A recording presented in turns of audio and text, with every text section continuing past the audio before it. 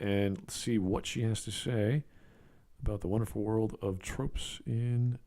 Is it romance manga or romance anime? Let's find out. All right, here we go. Good afternoon, everyone. Welcome to Smudcast number 660. These romance anime tropes need to go. Interesting. Okay.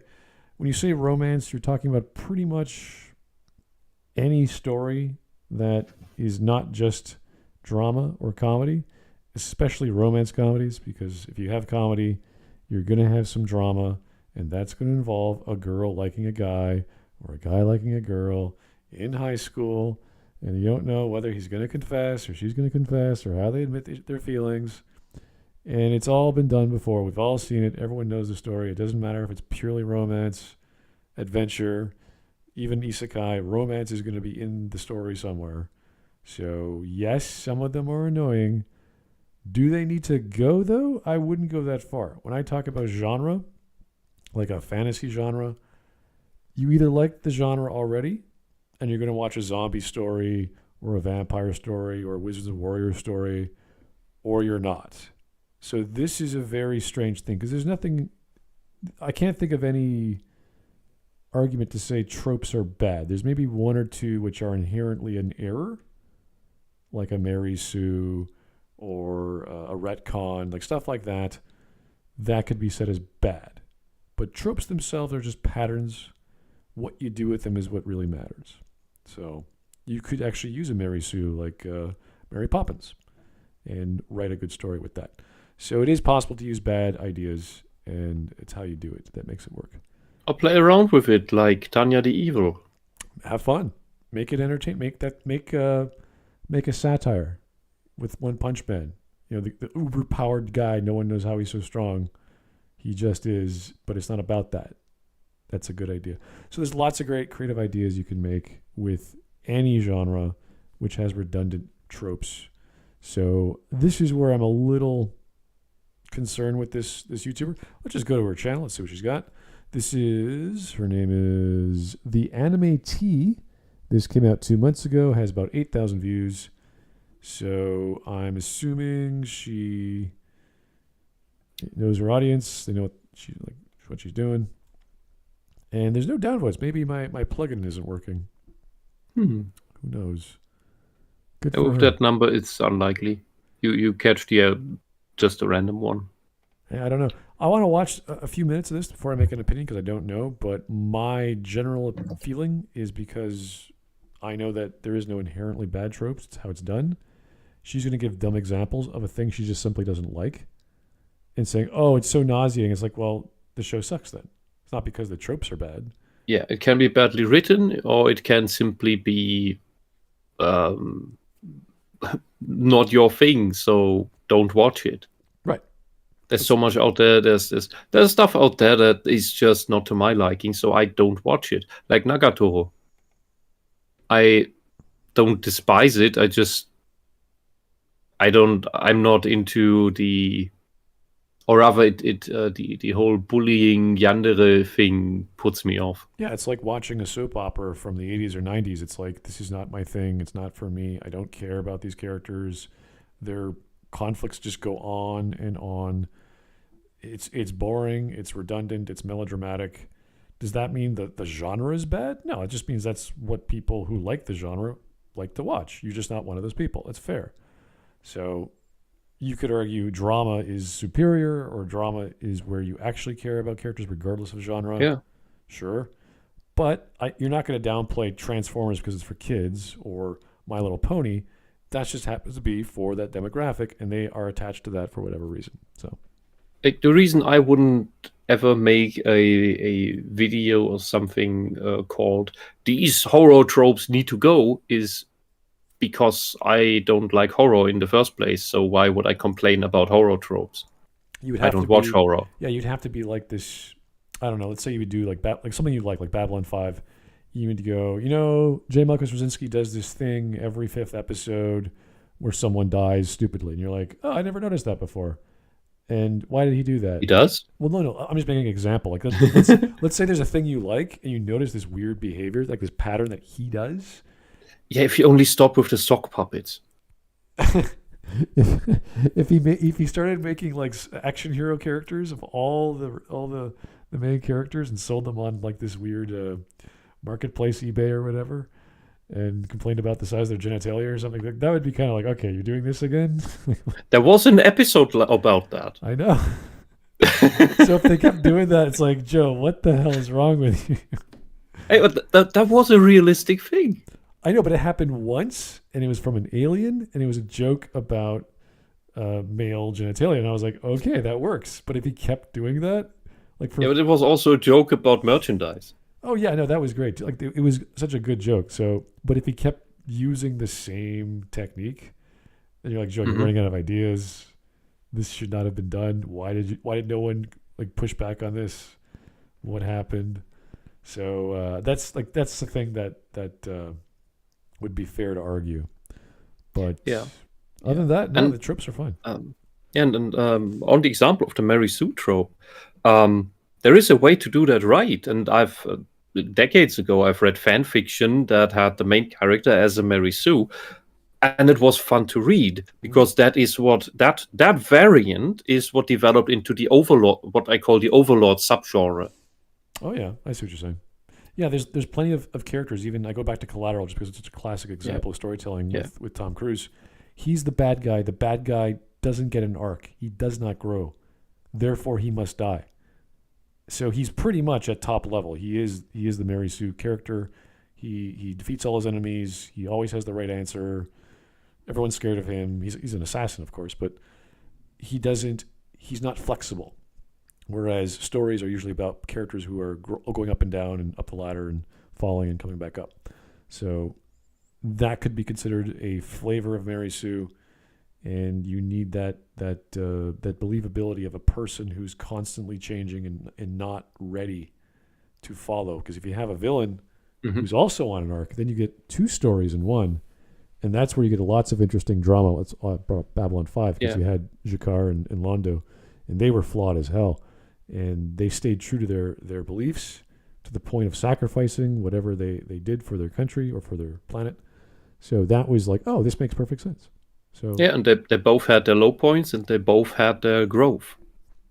Yeah, that's the tough thing with space operas. There's so many characters, it's hard to follow, and then you end up rooting for the subplots, which are so dramatic and so well done. That's like, why don't we just have a side story just with the 2 years that these guys were off on Minbari or wherever they were fighting each other and struggling with the after the effects of the Shadow War.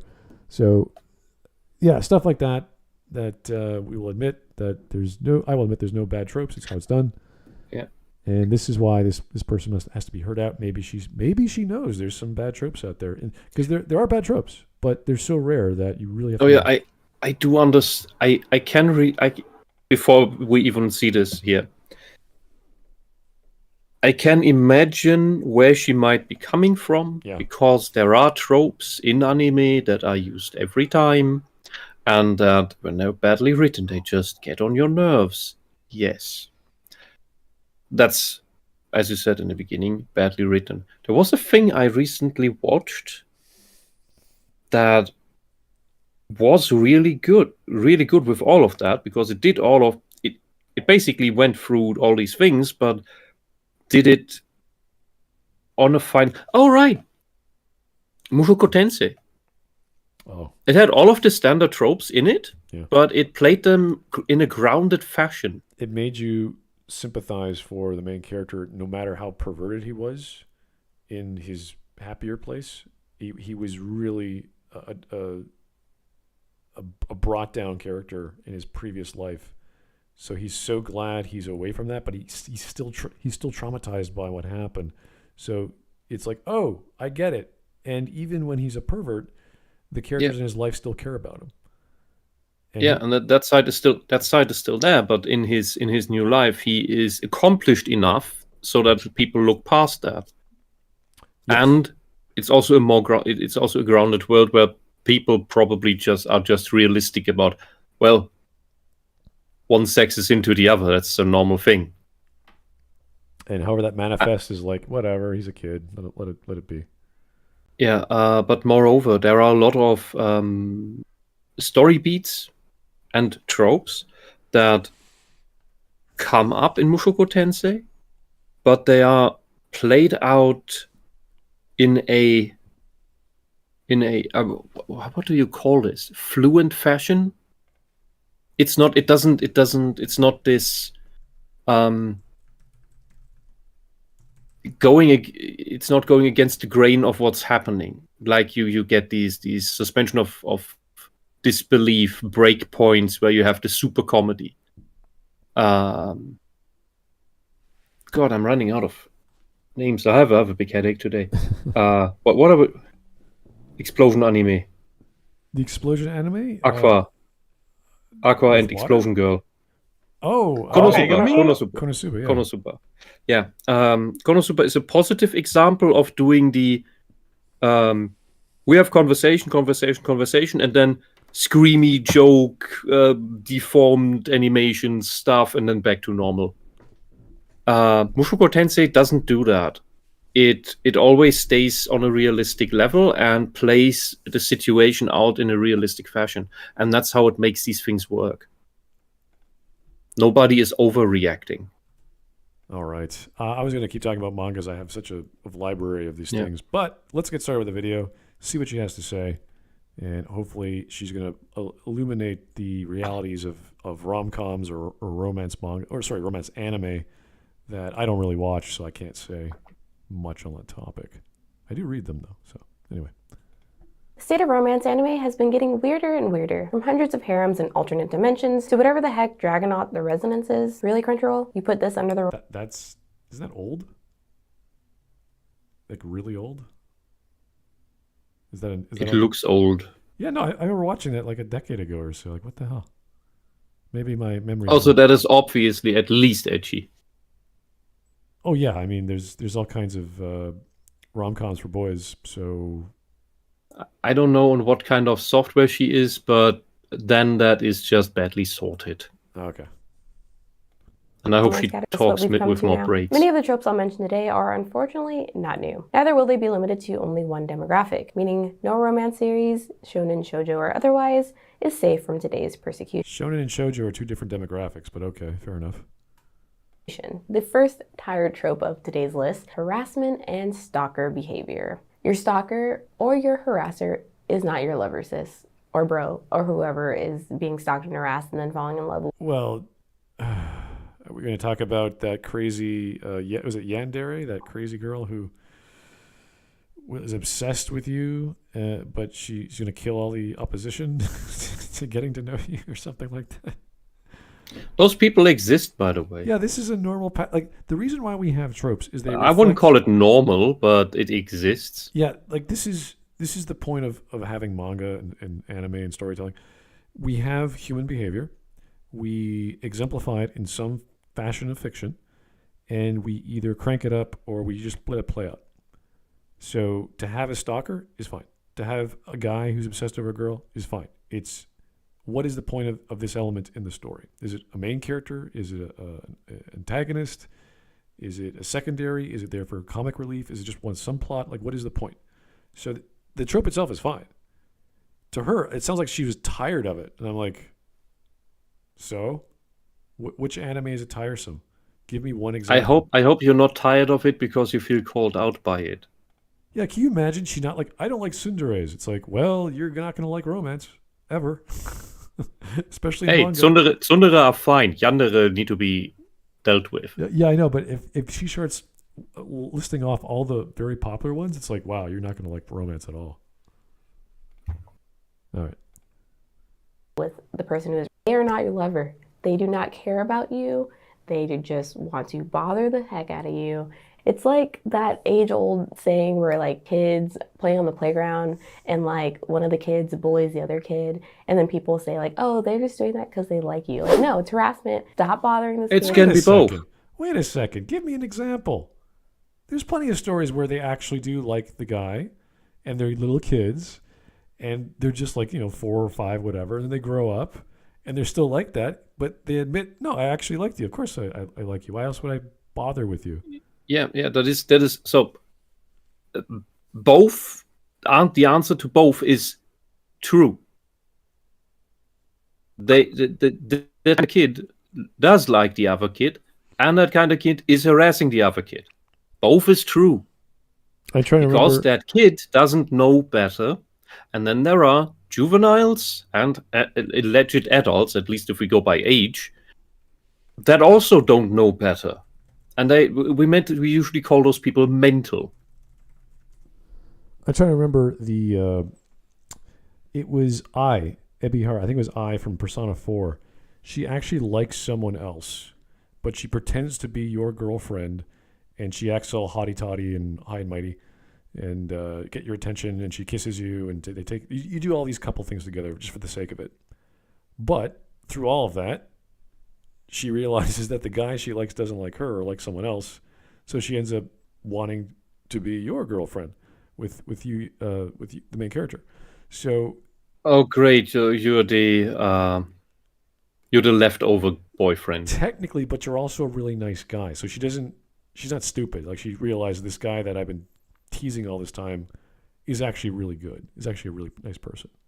So it's not like you're the second best. It's like, well, he went along with all my crap. He's still putting up with me. Yeah, I like you. It's like, okay. And that's an option for romance in Persona 4. So it's fine. It's fine. That's how the story progresses in all these rom-coms or rom-com elements.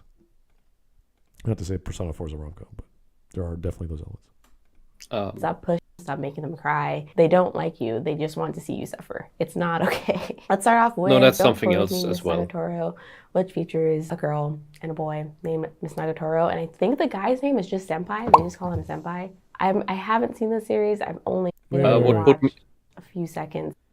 What put me off there was that she got this stress laugh out where she said that character just wants to see you suffer. I'll just take note of that. Yeah, there's so many. What's that one where there's a tiny little girl called, the nickname is Tiger or something, and she's really rebellious, and there's a nice tall guy, and he's the main character of the story, and they end up having a relationship after all these years because they kept fighting. They kept fighting with each other. It's just natural that they had a relationship. Like, that's pretty common in stories. You're with someone so long that you're just, okay, well, this is what my social world is like. I'm used to you. You're used to me. We can't hurt each other because we're always fighting, so it doesn't bother us. Well, you kind of know, yeah, you know each other better than anyone else. Yeah, and it's normal. I'm trying to think of, like, Fate Stay Night. There's a great example of the Rin Tokusa route. She's a tsundere, I think, and you're always saving her. She thinks you're crazy because you are. Shiro is, like, sacrificing himself for every little thing, and she realizes, wow, you're really crazy, but you're a hero of the purest kind, and you come back for me. You come back for whatever little thing. So I really admire you. Blah blah blah. In that story, they hook up together and go to magic school together and all that jazz. So even though they're trying to kill each other half the time, and she obviously has a kind heart as well. So it's not like she's evil. I don't know. This is not the best argument. Or any better. I don't think she understands characters, personalities, and people very well, just from this first minute. And in general, if she ever watches this and gets this far, speak more clearly, speak louder. Don't just whisper like this, and because nobody really understands what you're saying, because you're talking too fast, you're talking too whispery, and you're not getting your teeth apart. It's horrible. I'm getting a headache trying to understand what you're saying. Well, she hasn't watched this anime, so it's probably not the best thing to start with, but fair enough. How you get to 16,000 with speaking like this, I don't understand. Okay. It's weird. Like, I don't know why. It's weird. I don't understand it. Serious. Like, I guess people like to see people being tortured to the point where they have to fall in love with the person, and I don't know why that is. Gee, have you ever had maybe she never had friends when she was a kid, and boys teased her. Maybe she never had that. I know I'm going into the deep into the box right now. I don't know how to phrase this, but she stress laughing at these exact points tells me she's a person who does these things or who wishes these things for herself in her life, and she's embarrassed about it, and that's why she stress laughs. She's not upset. She's stress laughing, and that is a very, very, very direct indicator of what's going on in her head. If you have a girl in life who is teasing you constantly, she likes you.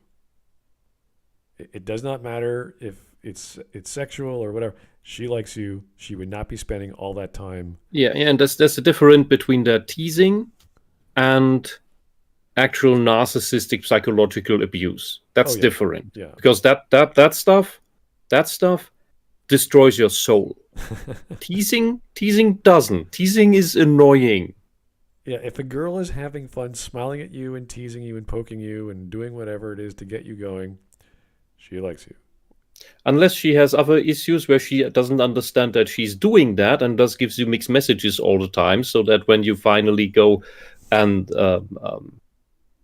accept that and then like start to approach her, and she then just rejects you and does that all over the place, time and again, while going back to the teasing, then cut ties with that person, because she's also mental. That isn't, well, I would say that's an interesting character in a story. I wouldn't say that's a bad trope. That'd be like, oh, that's weird. In a story, that's an interesting character that you can do something with.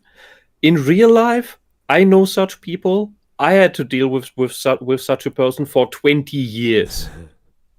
20 fucking years of mixed messages, and in between sadistic sabotage, and then all back to being nice and teasing and everything. He's like, fuck off.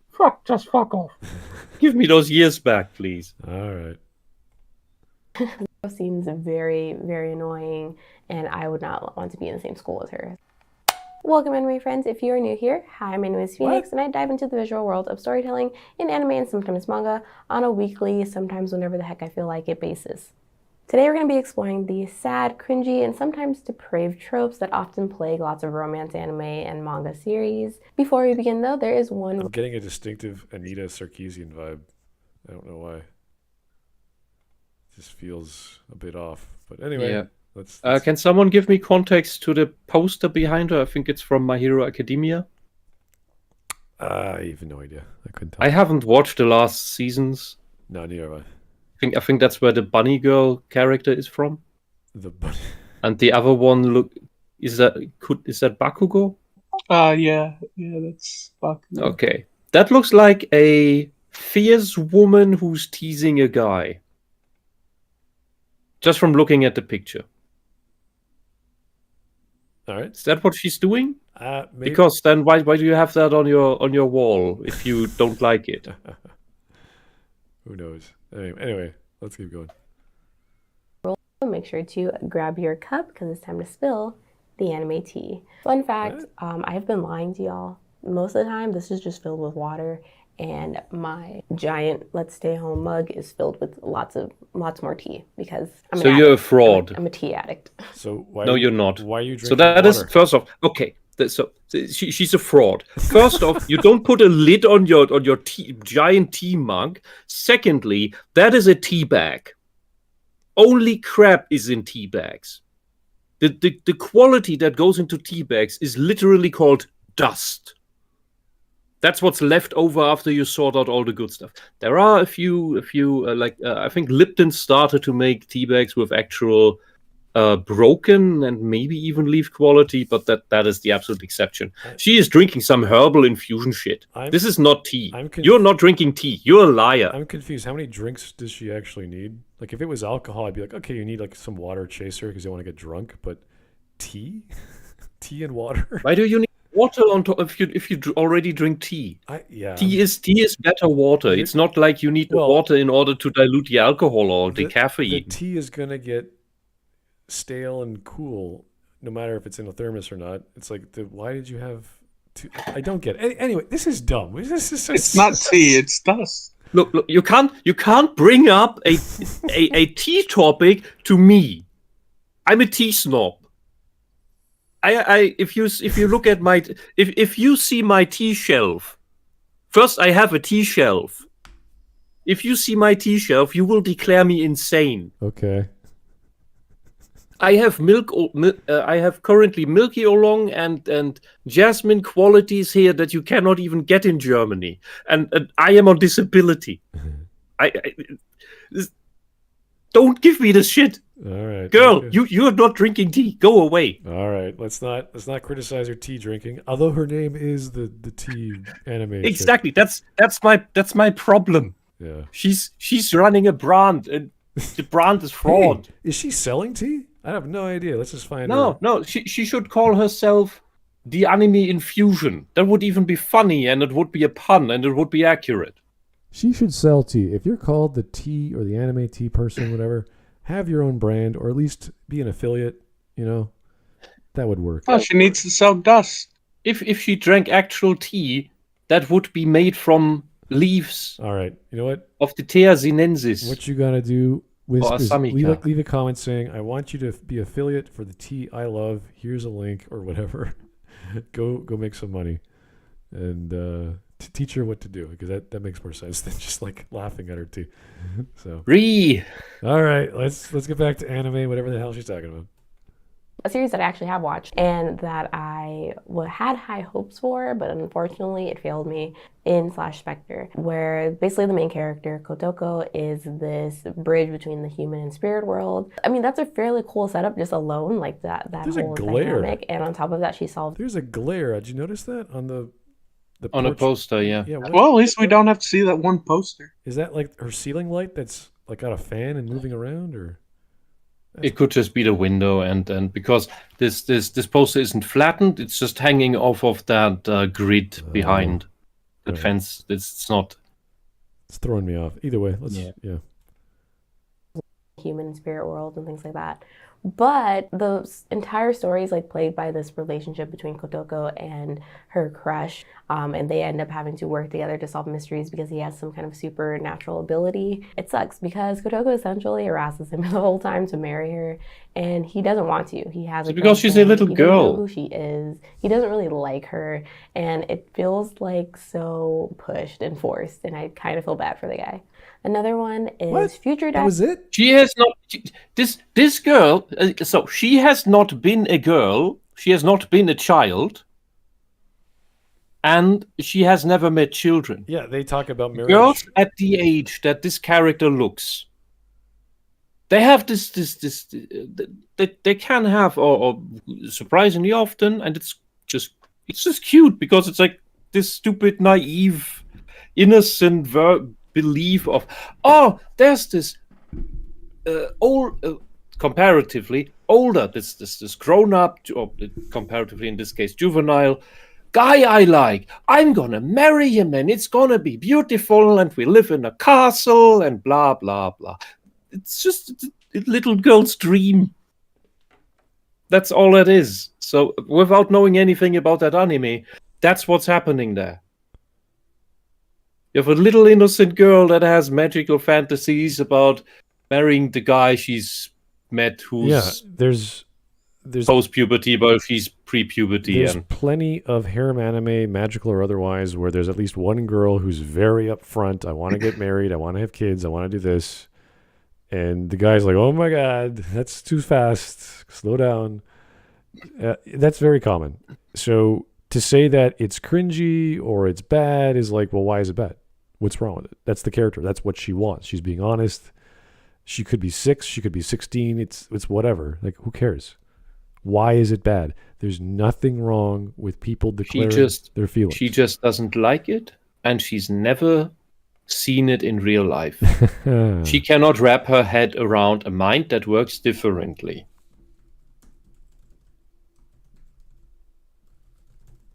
Different from her own. I'm just listing these down because I'm going to write a nice little comment on our video because I don't think no one has, saying, these are not bad. There's nothing wrong with them. Well, what would be the conflict? I don't want to marry you. Then why are you telling me that? Anyway. Yeah, that's just reverse psychology. And that could be interesting. I'm never going to marry you. It's like, what? Why do you keep saying that? Why do you keep saying that? I have no interest in marrying you. Why are you saying that you don't want to marry me? I'm marriage material. What? Who wouldn't want to marry you? Wait a second. Anyway. Diary, I'll let you know this one. It's kind of like a cult classic favorite of anime lovers.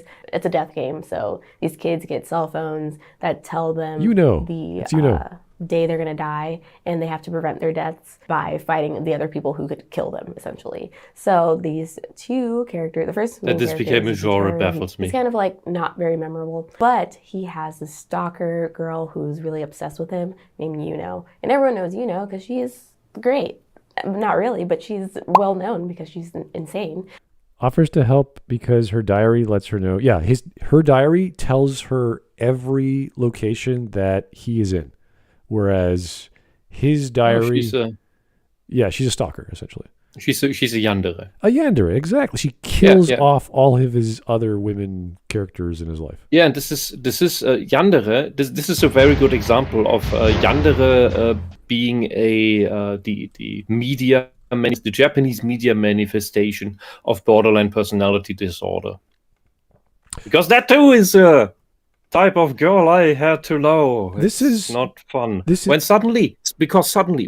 a really weird girl that is not attractive, but it's obvious that she wants something from you, suddenly starts appearing in every single one of your hobbies, the most obscure stuff at the edges of town.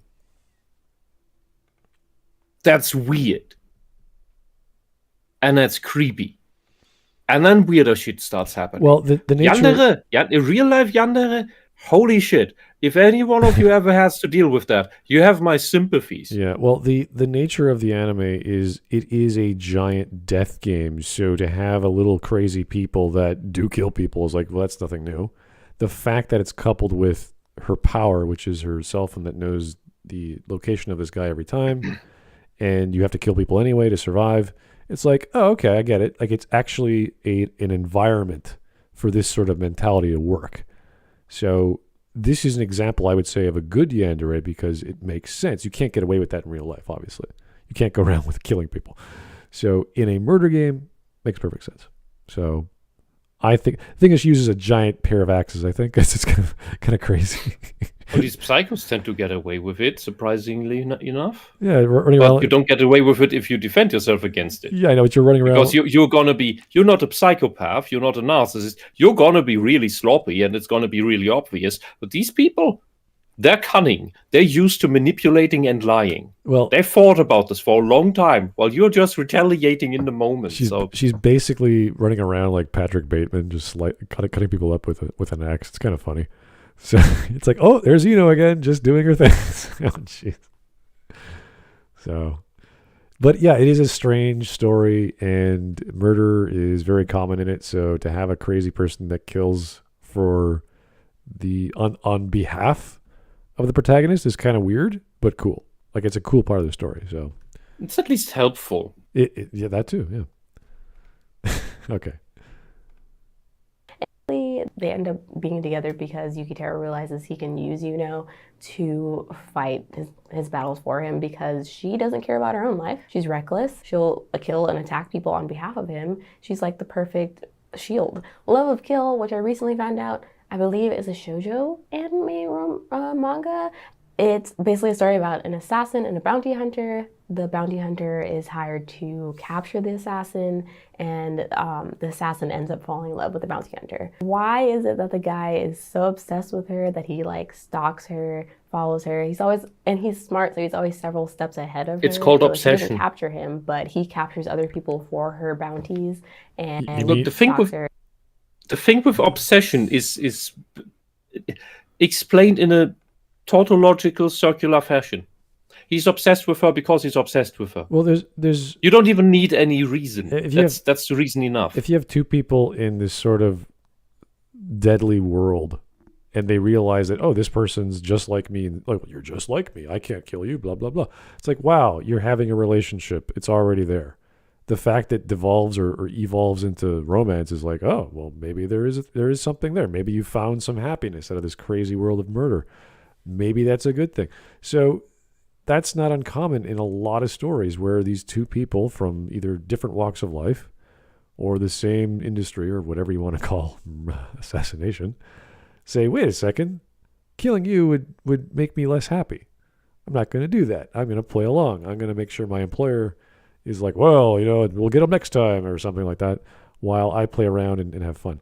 So that is not uncommon. I'm trying to think of examples of that, but it is a playful thing, and it makes lightheartedness of a rather serious situation. So I don't mind that. I see nothing in it. Could be done horribly wrong and stupid, of course, because you're talking about killing people. But when it comes to people getting shot or stabbed or a bunch of assassins trying to target each other, I'm okay with that. And they fall in love, provided it makes sense, of course. So I don't know. I want to go into the TV tropes page for this trope where assassins who end up trying to kill each other end up falling in love, and like what's the analysis? Like what is the examples that work and don't work? Isn't that just a variation of star-crossed lovers? Yes, because we're talking about Romeo and Juliet. They come from opposing families. They end up falling in love. In this case, it's one is contracted to kill the other. Yeah. It's like two soldiers on opposite sides of a war. Yeah, I remember. Again, Mass Effect 2 with Thane, and he's about to kill this person. All of a sudden, he sees this woman in her scope, and ends up becoming his future wife. And he's like, "Oh my God, I got to go see this girl. She stopped me from killing my target. This has never happened before. What do I do?" Blah blah blah blah. And yeah, he changes his world. I mean, it's just one step more from friendship coming out of war, which happened quite often when people were locked up with each other in situations of what do you call that? Ceasefire? Necessary ceasefire. The movie Into the White is something I recommend in this. It's based on a true story in World War II, where the crews of two fighters, airplane fighters, who shot each other down, end up in the same cabin on a snowy mountain during a snowstorm. And it's in English. It's two English soldiers and 3 German soldiers. And they somehow need to, make do and survive. And there are some friendships coming out of that in the end. Yeah, I remember the Spoilers. The episode of Star Trek where Geordi loses his vision, and the other guy, the Romulan, loses his ability to walk. And they're enemies, of course, so they end up teaming up together so they can get out of that crazy storm.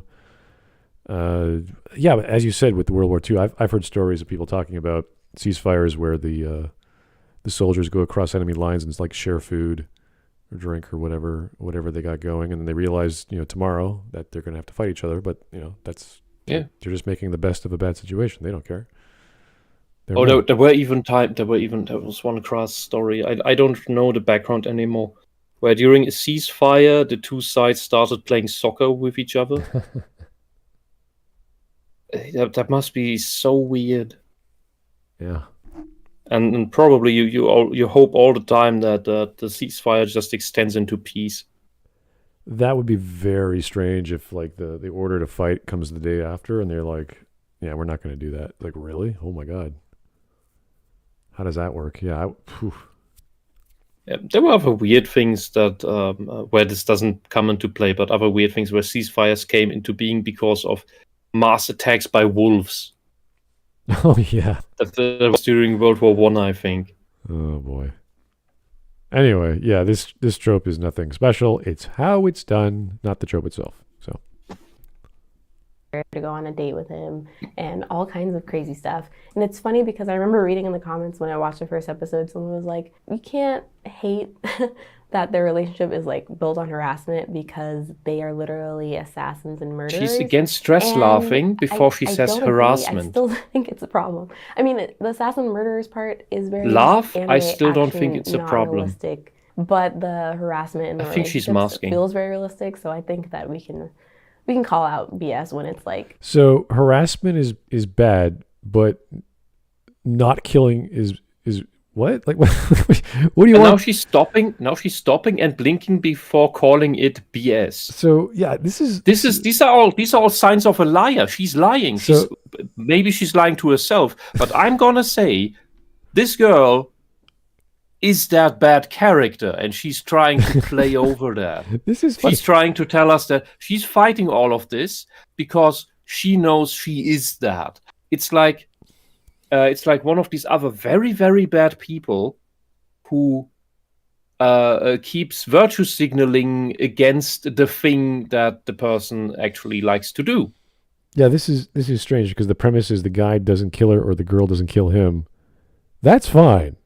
Death is not killing is fine, but teasing, oh, you can't do that. That's horrible. Oh my god, what could they possibly? They could kill each other, honey. Then the story's done. You need to have them show some interest and care and intrigue and whatever you want to do. Yeah, play the game. You know those people who keep complaining about anime being so sexist and full of pedo stuff. And that all the loli stuff needs to go, and try to ban anime because of that. And then it turns out they're pedophiles. They have all this stuff on their computers, and it's or even a criminal record already. And it was all just they were attacking anime just to virtue signal by fighting something that doesn't directly interest them because it's just a fictional variant of what they actually want. But what they do is they pretend to fight the thing that they actually want to commit, that they actually are deep inside. And I think she's doing the same thing about harassment in relationships. I think it's a lack of confidence. I don't know why. It's not. No, it's every time. It's on cue. Every time before she says the thing, she does a stress laugh, and now she did the pause, eyelid flutter, not just blinking, eyelid flutter. This is a case study, man. All right. Really harassing the girl. And another one, some shoujo fans may kill me for, but I thought I'd bring it up. Doesn't mean I have any less respect or love for the series. Lie. I just think that it's something that I forgot about and that some people forget about when talking about the series, which is Maid-sama. Follows Misaki and Isui, and Misaki is like a hard ass. She's in charge of the school essentially that she goes to, and Isui's like the laid back guy. But one day Isui stumbles upon Misaki coming out of a maid cafe, which she works at night to help pay for her bills, and threatens to blackmail her. And it gives a little bit stalker harassment behavior because of the blackmail. Like the relationship ended up well, but he is a little bit possessive and like pushy as a character. It can feel a little bit much. Do a next trope, which is kind of dangerous. So it's just a guy teasing a girl, joking about blackmail to make it seem like he is actually blackmailing her. Which is, you can reverse that a lot, and it's been done so many times with women. Oh, I have a picture of you with another girl, and you're about to do something improper, and you're like, oh, no, don't release the picture. Okay, I'll do whatever you want. It's the same thing. If guys are never, assuming she wants guys to never be pushy, how is romance supposed to work? So how do you let the girl know that you like her? I'm interested in you. I'm going to blackmail you. I'm going to tease you. I'm going to look at you seductively. It's like, oh, what does this guy want from me? I don't know. I mean, in the eyes of the radical feminists, any mention of the guy that he likes the girl is harassment, is pushy, because she didn't. if she doesn't like him, she never wanted to know that, and it isn't immediately harassment because she now has to think about it. Yeah, there's only one path to romance. It's like, I like you too. Let's go out. Okay. That's like, okay. That's the only optional. That's the only thing you got for a romance story. There's no will she, won't they? I like you, but I don't like you. Maybe I do. I'm lying to you. I actually love you. Like, there's none of that. It's just, you have to be completely honest up front, day one, or else, and they have to both agree. How we get there, who knows? We don't know. And no, chat, I don't think she understands flirting. She understands flirting as much as she understands tea. Well, we've already established her tea game is not as good as yours, but that's fine. She doesn't have to. She can call herself the basketball. I do not expect or require anyone to have their tea game up on my level. But there are lows that are beneath zero, and those are not acceptable. Well, when you call yourself the Anime Tea channel or whatever, you expect some tea snobbery, but then you open yourself up to a tea snob's critique. You opened that door, girl. And if it's about anime, it's like, you got to know your anime too. So I'm like, I don't know. She's not that well versed. And it's not just anime. We're talking about storytelling. And I think if she was just doing storytelling and reading books, she'd get it a bit better. Or reading manga, at least. She would understand that the anime is what you get, which is a diluted form of the manga. So all this stuff, and I don't know half this anime because I haven't watched it, is coming directly from the manga. And I bet in the manga it's well more fleshed out. It makes way more sense. And she's just getting the quick 2-second version of that, which is what anime is essentially. I very much hope that at the end, at least, she will give us her version of what romance should be like. Oh, no. How it should be done. No. That's too much. Because if you only complain about this needs to go and that's bad and then we look at it and now everything's gone and how are we supposed to do it?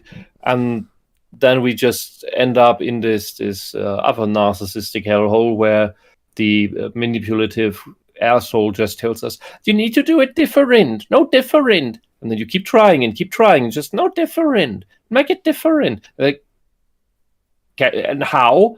I'm not here to tell you that. You have to figure that out. Make it different. And you can never succeed because she has taken away every option. That's the the Kratos version of be better. You must be how? Just be better. I don't know. Just be better. Like what?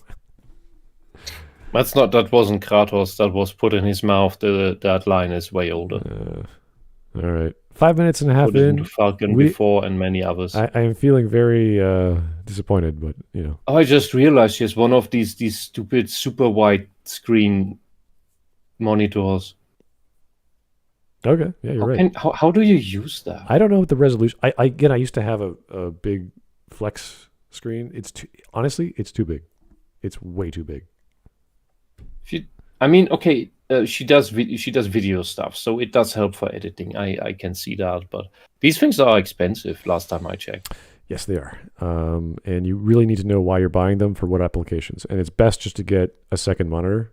And if you're doing code, if you're doing design work, you have your code screen, you have your design screen, or whatever editing you're doing, and maybe a Wacom if you're a designer.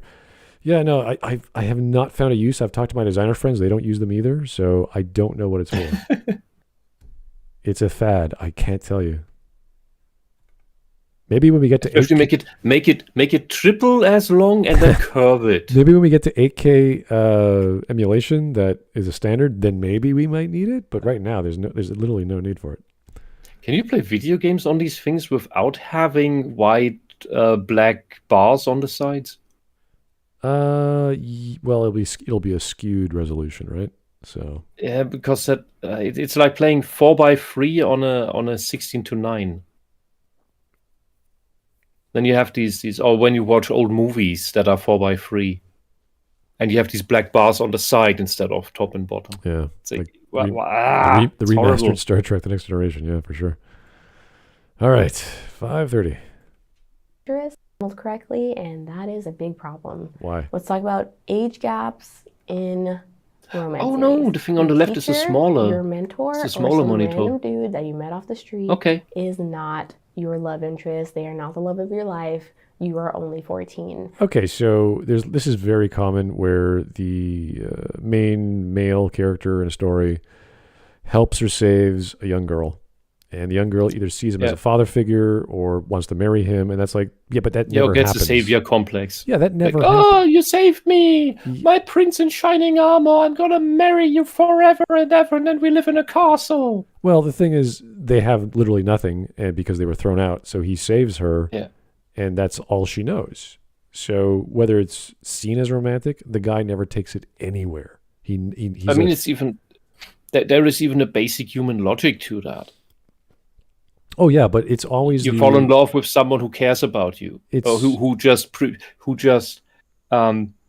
through action proved to care about you. Whether that is actual conscious care or is just a byproduct of fighting the dragon, and you just happen to be one of the slave girls or something. Doesn't matter. With the Japanese mentality, or at least with the isekai genre, it's always a 17-year-old or a 30-year-old or whatever, and they're like, I'm not going to touch this girl. What are you talking about? Like they think, oh, they're your slave. You can do whatever you want. It's like, I'm not going to touch this girl. What are you talking about? So that never happens. And I think she doesn't understand that little girls think like that. That's a natural thing. You could even say normal. And it's in these mangas and animes because that is a thing that happens in real life. That doesn't mean it's a good thing. It's a thing. And things that happen are made into stories. Yeah, this is the thing with tropes, that because there's so much manga and it's been done so many times, all we're doing, or all the Japanese are doing, are taking human behavior, categorizing it in a certain way, and allowing the artist to express those behaviors with some ancillary emotion. So yandere, tsundere, it's like, oh, we get it. That's the jealous girl right there who's secretly in love with this guy, but she's too shy to admit to it, so she plays the girl who's always denying it, or who secretly wants to stop everyone else. Like, this is just human behavior at this point for romance. I think I'm getting the idea that maybe she's that type of person that doesn't understand that these stories are made because these things happen in real life and pretty frequently, but that she believes that these shows and manga make people act like that in real life, that they are imprinting themselves onto people, and that these things only happen in real life because media tells them these are things that can happen. Yeah, I was thinking more or less that she would start talking about the artistic visual techniques, like heart bubbles popping up after someone's head, or you punch someone in the sky and their little starburst happens. No, not in the slide. I didn't expect that in the sliders. I expected exactly this. Oh yeah. Well, when you talk about anime, that's what you get. With manga, it's kind of there, but you can't do that as well. Of course, it's not animated. So that would be like, oh, it's a visual cue. I don't like it. It's redundant. It's like, yeah, I agree. That's kind of stupid. I hate when they punch someone in the sky and they're fine. I've seen that for decades. It's really dumb. So yeah, it's once a trope is oversaturated, when it is done again, it needs to be in very, very minute amounts and very well placed again. Even in the anime for Persona 4, they do it, where Chie punches out Yosuke. It's like, oh wow, really? That's uncommon. So yeah, the anime studios do what they do. In Xenoblade 2, they did it with Zeke, and it was basically Team Rocket before he joined the party. And the way that worked is that it was a different play on that every time, like a Wile E. Coyote thing backfiring. Like falling off a cliff, getting rolled over by an Indiana Jones boulder, and then leaning against the fence heroically, and then the fence breaks and he falls down into the sea. So he's the guy. It's basically the same thing, but it's a different version every time. Yeah, that would be a very common trope of the guy who just can't get the girl. And he's usually the secondary character or supporting character who's always helping out the main character, who becomes the mega Chad or the guy who gets all the girls. So that's fairly common. That happens in romance a lot. That could be annoying too, but it's also played for laughs. So it depends on how much you enjoy that scenario. Anyway, let's get to the next one. Like you, whole life set ahead of you. Don't fall for some person who has already had their entire life and is somehow, for some reason, interested in your teenage ass. Like, it doesn't make sense. Not necessarily. It's suspicious. What are you? Who are you telling this? Give us an example. It's usually the other way around.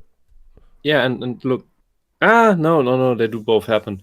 But as Chad mentions, the student falling in love with the teacher being a common occurrence. Yeah, that happened in my school, where I think about 4 girls fell in love with the geography teacher, and at least one was utterly heartbroken to the point she wanted to kill herself when she realized that he has a marriage ring on his finger. It was ridiculous. But that's girls who get into puberty. They're not sane. Nobody who gets into puberty is sane. And you, girl, you didn't understand anything. I think you're still not out of it.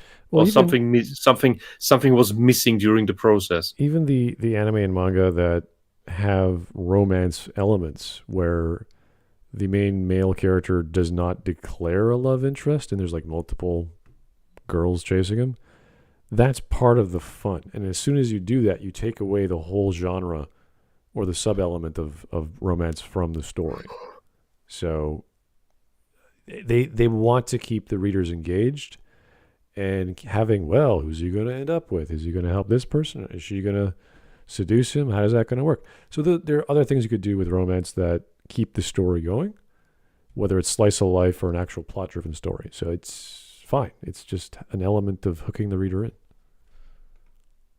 Anyway, age difference is not a big deal. A grown adult is courting a younger person. It's a problem because that's abuse. You have a power dynamic over this other person who has not fully developed, who has not really experienced life. Correct. And you are using it to coerce them into a relationship. No, you're not. But you know, someone who's actually doing that won't care about your warning because that person wants to do that. What anime? What manga? Give me a title. I know she's talking about real life now. Yeah, but that's stupid. You shouldn't harass and exploit people lesser developed than you. Yes. Rape is bad. Normal people. Yeah. Sane normal people don't do that. Killing is bad. There's many crimes that are all bad. We all disagree with. That's fine. Yeah, but psychos, mental people, like the bad characters that you complained about before in those stories, they don't care. They do it anyway. All the anime and manga that have an elderly, not an elderly, but an older male with a younger female, they never, ever mistreat them, abuse them. It's the exact opposite. They protect them. Mm-hmm. They save them. They treat them like their family. So I want specific examples that she says, this is wrong, blah, blah, blah. And you're like, great, we could agree on this character being a pervert or the story being not for kids. And you're like, okay, even if it's not for kids, does it work with the story? Is this believable? Does the culture that they're in work that way? I don't know. We could have that discussion, but she's not giving me examples. So yeah, and the younger character, no matter how pushy, is usually pushed away by the older one. Because the older character knows it's wrong. Exactly. We have that example even in our beloved Neon Genesis Evangelion, where Kaji pushes Asuka away. I'm trying to remember the guy who gets isekai into another world, and is it slow living in the isekai world? And he has all these mythical items. He ends up being a merchant. He ends up being a crafter. He has all these abilities. And he ends up accumulating all these girls who are like, one's like a lizard style girl, so she's got a spear. One of them is also isekai, and she knows Japanese. There's a bunch of others, but and there's two little girls as well. So he treats every single one as family. He does not touch one of them, even though the one Japanese girl is like, "Let's get it on." He's like, "Go away." It's and she's of age, so it's all like he's completely like, I'm not touching any of these people. So that's the best example I just don't know the name because it's been a while since I've read it, but there's even like the elf chick, like there's the automaton, like all these like tropes. It's like, yeah, all these tropes. He does not touch one of them. He's happy eating, cooking, and crafting. That's his whole thing. He wants to go and sell stuff, make potions and whatever. That's all he wants to do. If there's a visual novel game, then he probably gets with all of them. It was the first season. there was an anime. They turned I don't know, 10% of the manga into the first season of an anime. But yeah. Wow, 10 more seasons. Yeah, no, it's really long. It's a really long manga. And it's constant. I'm going to go to this town, and they find a problem there, and then they brew some potions. And then he has to fight some dragon, and he's like super powerful, but he always hides it. And all this other jazz. So yeah. Basic isekai, overpowered MC character. And lots of chicks around him. Shoots him his family. Everyone. It's a very PG-14, I'd say, story. Even probably less. PG-13. Anyway.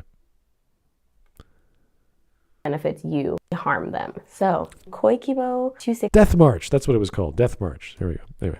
Stupid title, but let's keep going. to Call This Love is a more recent series that came out that's about a guy who is like a womanizer, but one day he meets this teenage girl who doesn't give him like any time, like she doesn't give him the time of day, and he becomes obsessed with her, stalks her, harasses her, wants to be with this teenager. Literally, it gives itself away in the name of the title. It's too sick to call this love. It really is. It's sick. Like, just stop. Moving on to Marmalade This Boy. looks okay. Stop. Marmalade Boy is a classic. This, just from the title, this looks like a drawing style for girls. So that is a rape fantasy like 50 Shades of Grey. I was going to say something along those lines. The idea of the semi-normal girl who's trying to reform the womanizing hotshot dude, and he's suddenly into her for no explainable reason. Like, okay. Yeah. That feels like a women's could be a female author, I bet. Oh, there's 12 episodes. Look at that. Started 2 years ago. Okay. Man, why do women write stuff like that? It's like they don't know, they don't understand that this is bad romance, and you should listen to this girl. Oh God. Who totally knows what good romance is. And it's just a romantic comedy. It's not perverse. It's not like PG-14. It's just like, yeah, it's a bunch of people trying to get it on. Directed by Naomi, produced by Shinsuke, written by Yuko. Yeah, it's all women. It's several women even. Yeah. Damn. Who saw that coming? Wow. Doesn't matter if you're Japanese, it's the same pattern throughout humanity, guys. Anyway. Is this the woman's hero's journey? The women's romantic process fantasy. There you go. Romance series as a kid with one of my friends. A boy shirt. I didn't wear it for today because I wanted to do pink because it's romance season. There is a relationship in Marmalade Boy, basically with Mickey's friend Mako and a teacher named Mr. Nomura that is super problematic. And Why? I was just recently reminded of this because I watched Basic Boy's video, The Age Gap Romantic Relationship Complex in Shoujo Anime, which is a very good video talking about several different examples of series that do the age gap romantic relationship very dangerously and terribly. I forgot all about this relationship between Miko and Mr. Nomura, and then I was reminded, and I was like, oh crap, that is garbage. Like that relationship Why? was terrible. Yeah, Mako was basically Look how getting how used. she presses out that laugh at that point. It's stress laugh. She likes this stuff. I don't get it. She likes this, and she's embarrassed that she likes it because her feminism told her you must not like this, because she's probably also in denial or ignorant about the fact that all of this stuff is written by women and written for women. Boys don't watch this. Girl, explain to me why all the stuff that women write for women is this stuff. I think she's forgetting or just doesn't know that the legal age of consent in Japan is like 13. It's really low. Mm-hmm. And they're not treating it like an adult story. They're treating it like a romance story. Like, oh, isn't that this 16, 17-year-old girl has feelings for this guy who's older, and he's like, okay, I got to respect what's going on here. I'm her teacher, blah, blah, blah. It's like, yeah. Give us some details that make it bad. Show us why that's wrong. Because you cannot judge your standards of your state or whatever country she's in with Japan's. You cannot. You're doing some weird, oh, the Japanese are horrible perverts. You're like, no, they're not. Yeah, this also doesn't tell us whether they keep their professional distance intact or not. Because that's a thing separate from the age of consent. Yeah, we can go back to Persona 5 with the what's her name? Which I do think should be higher. I am in favor of a higher age of consent with Romeo and Juliet laws for really? when the kids start to meander over the line, because it's stupid to then just tell them, oh well, your boyfriend is 18 now, and yet you're still 3 months away from being 18, so now it's pedophilia. Like that's just stupid. Well, we had this scenario in Persona 5 with the social link. I can't remember the name of the teacher. That was, I don't even think that was controversial. That was just sort of like, oh, this is a joke, and then it's actually develops into something real. So, and that's optional content. So it's not a big deal. I don't think anyone was like, oh my God, this game must be banned from Steam. You should never play it. It's like, no, it's fine. It's optional. You don't have, and it's not that big a deal. You help her out. Like, this is the thing with Persona games. You help out everyone in the social link, whether they're romantic or not is irrelevant. Is it believable that it's romantic? Yeah. And to anyone listening, watching, this type of classification doesn't mean that sex under 18 is forbidden. It means that the kids from 14 to 18 or 15 to 18, wherever you set the low bar, that's its own group, because that's puberty. They do it whether you want it or not, and you have the above 18 group. And then you have this transitory Romeo Juliet thing for when they start aging across the 18 line. So that is how you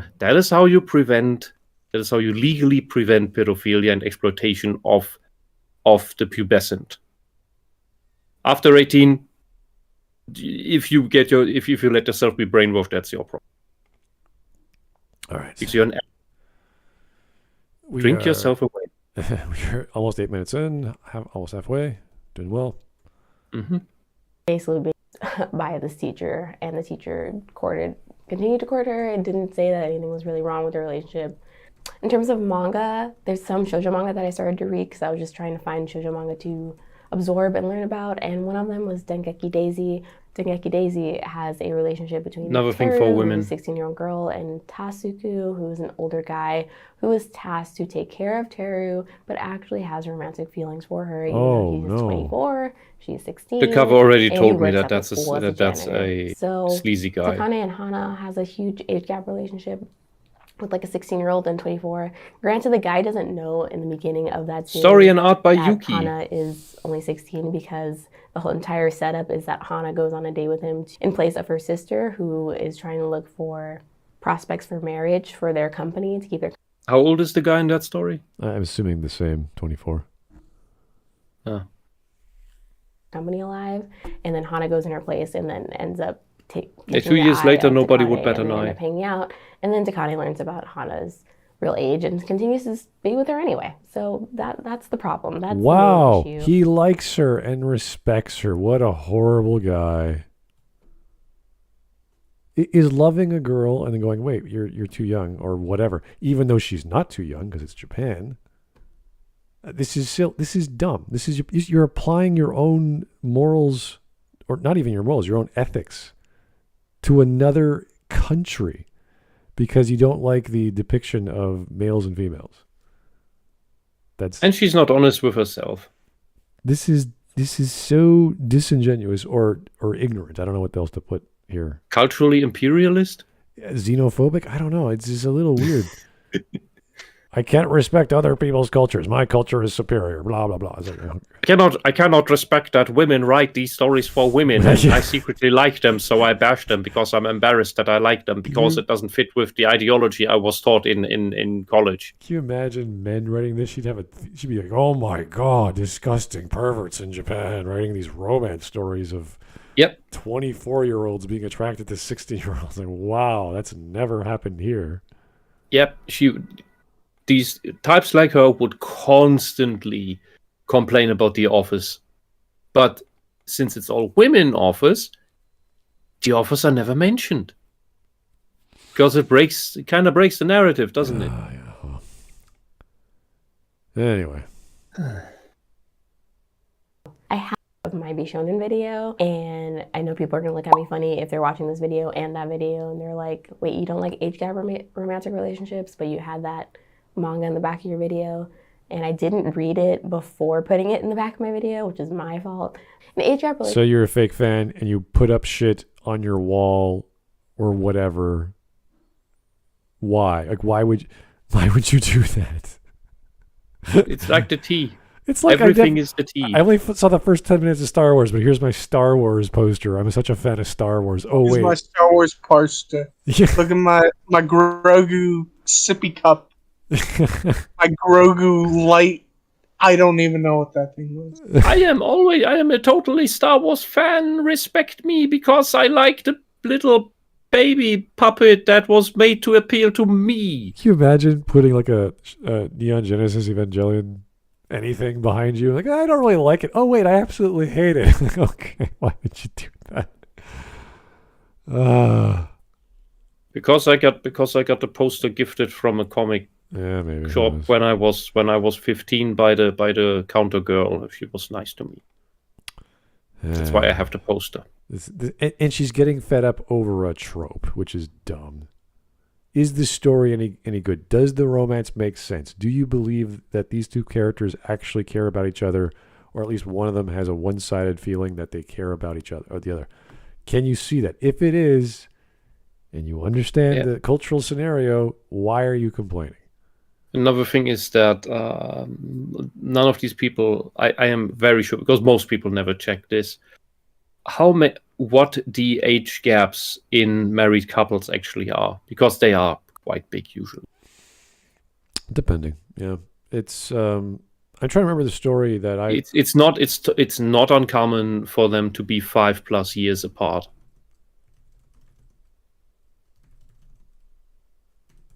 I'm trying to remember the name of I always forget this story about a girl who has magical powers. They take her genes and they clone magical power girls, and she's got this fated guardian to come out of nowhere who's part of the ocean. He has this weird dagger, and he's super powerful, and he dies.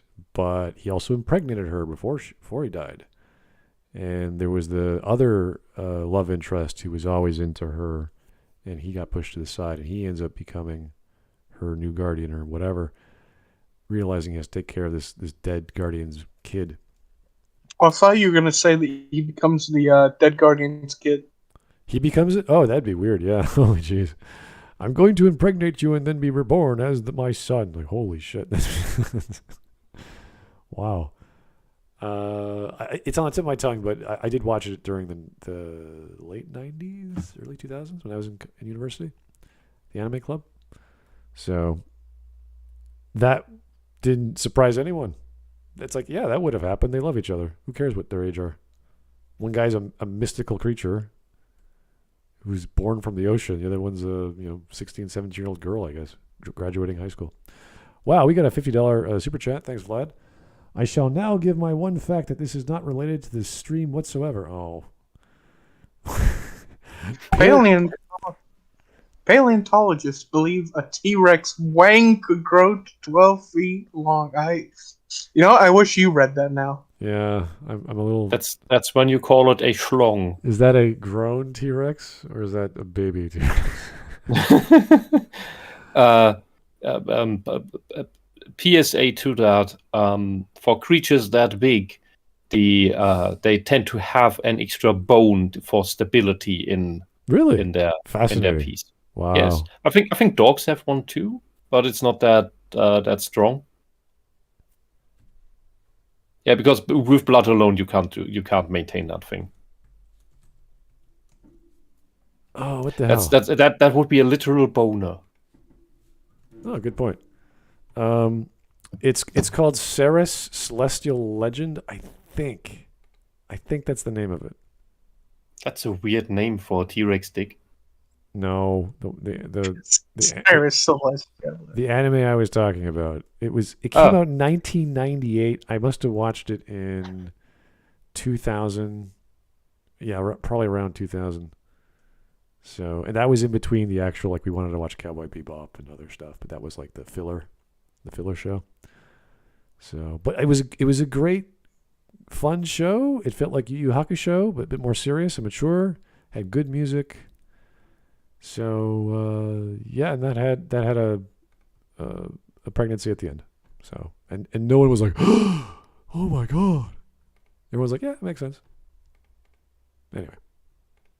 That broke me particularly because it's a series near and dear to my heart is Fruits Basket, The Prelude. What? I finally just watched it the other day and Fruits I was Basket. upset that Kyoko and Toru's dad, Katsuya, their relationship, but essentially spoilers if you have not seen Fruits Basket, The Prelude. It's on Crunchyroll now. It's available to watch. Kyoko was only like 13, 14 years old when she met Katsuya, Toru's dad. He took her out of school, even though he was a student teacher. He's in his 20s, hanging out with her, being around her all the time.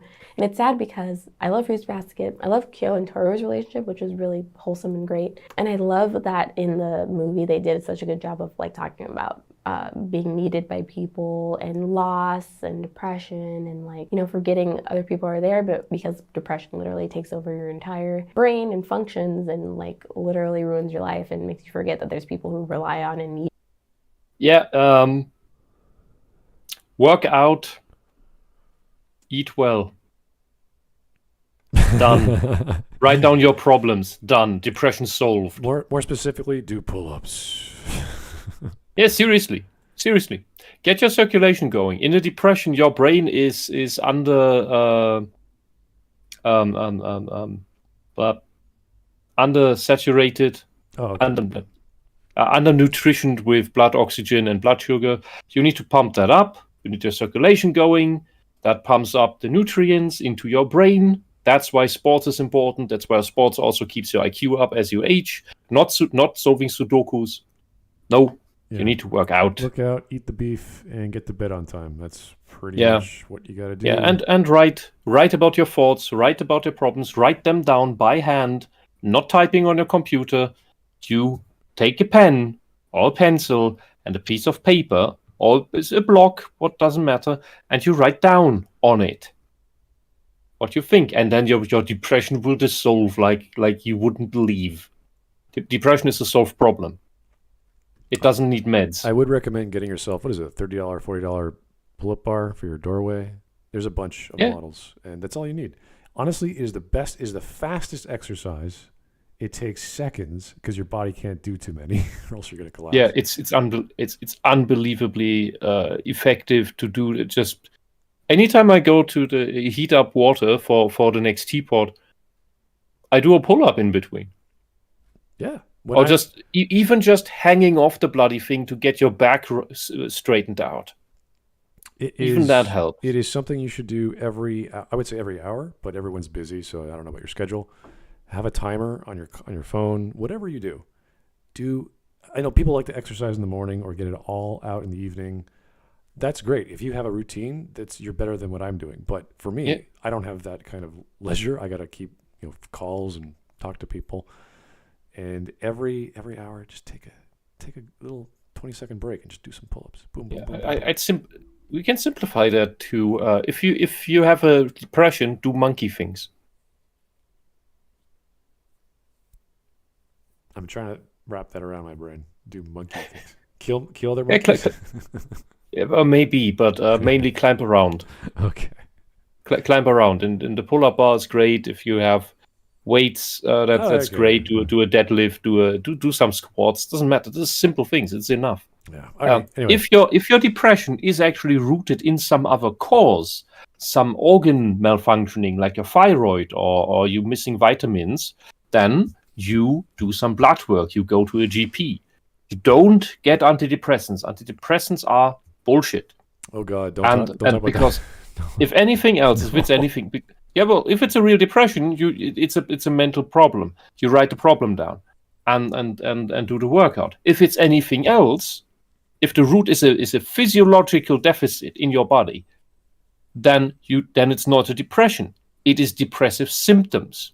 If you have PTSD and you have depressive symptoms, you don't have a depression. You're just exhausted from the bloody PTSD. Well, let's not criticize the entire American pharmaceutical industry and get back to the video. The American? I'm talking about the fucking world. The WHO has these SSRI bullshit things on their list of main things, and it's just bloody fraud. But America has the largest use of antidepressants amongst its people. So yeah, and they certainly don't want that to end. Oh, why is that? Who knows? Anyway, let's keep going. You a really thing to tackle, but I think that it handled it. That is the entire relationship between Kyoko and Tatsuya, which is kind of problematic because he doesn't even give her time to like really grow up or grow into herself. He's just constantly around her and then ends up taking her in and marrying her. Fruits Basket also does this thing where they address the weirdness of age gaps and relationships. Wait. He marries her. So she's of legal age to marry. They both love each other. They both consent. What's the problem? I'm confused. Look, this is not. You're not criticizing Islam here, where we do that with 6-year-olds who don't even have brains yet, and actually do lewd things with them that should not be done, and that I think the Bible states should get millstones around the head and thrown into the ocean. No. Yeah, this is dumb. This is they get married. It's like, and what's wrong with that? Oh no, it's a happy ending. It's a happy story. That's bad. They love each other. That's horrible because he's slightly older. It should be a story of absolute abuse and horror, and a story like that shouldn't be made. So it shouldn't be. Oh God! Most weddings, in case you haven't noticed, are happy occasions, whether they're fictional or otherwise. So unless there's some really fishy things going on, and it's weird because some of the Japanese romance comedies usually, or not usually, but sometimes involve a heiress, and she has to marry for the good of the company. And there's this big conglomerate, and her dad's like, "You got to get married to a rich dude," and blah blah blah. That happened in Persona 5. This is a very common trope. It's kind of, I would say it's pretty old. It's pretty silly that they can do away with it, but it's not. It can be done very well. It was done okay in Persona 5. It wasn't much of a factor in 3, although it was there as well. So, oh my God, it's, you can use it. It's fine. It's how it's done. Anyway, what she has there, I think, is a stress ring. A what? On her finger, around the thumb. They're usually around the thumb, as I've seen. What's that? It's something you can do harmless self-harm with to induce pain in order to deal with your mental issues. Okay. So fair enough. If it works. My assumption that she is a borderline case who's lying about what she really wants, and thereby attacking what she actually wants for virtue points. Is getting more substance. All right. She's mental. I didn't see the super chat from Copperell. Thank you, sir. The chainsaw in Soul Rater reincarnated in his son. Wow, that is interesting. I don't know that one, so I can't say. I have read a lot of reincarnated stories, but I don't know about that. Items can reincarnate now too. Items? Yeah, the chainsaw.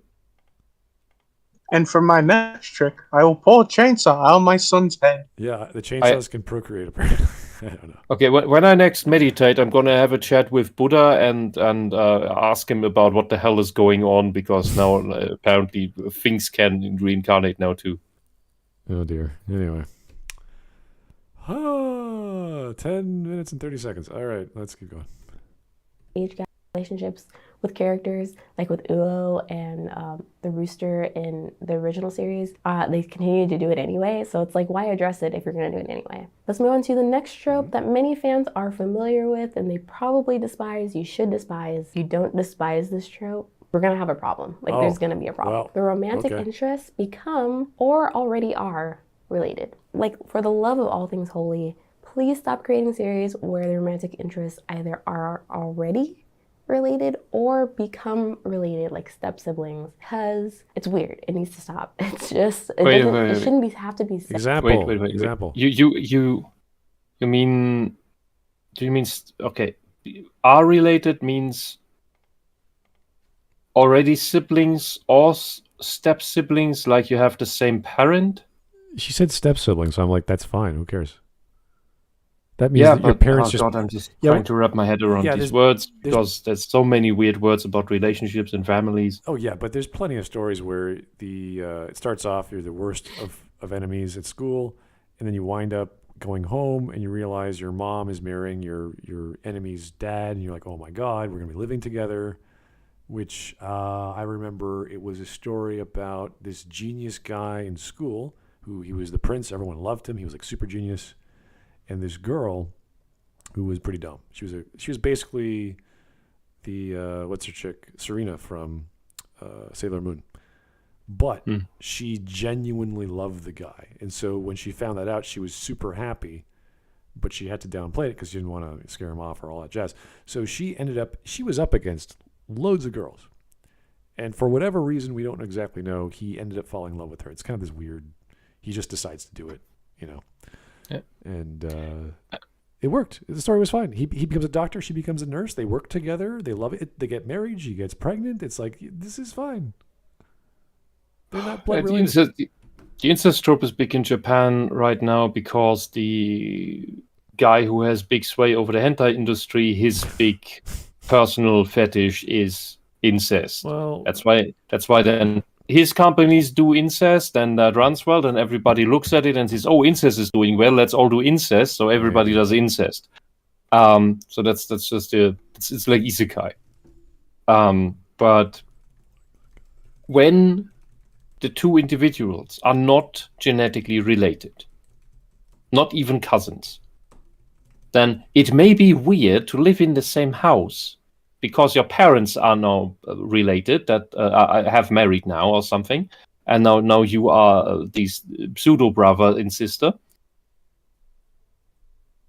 You're still not brother and sister. You may be that on paper, but you genetically you are not. You are of two completely different parents. That makes your relationship fine.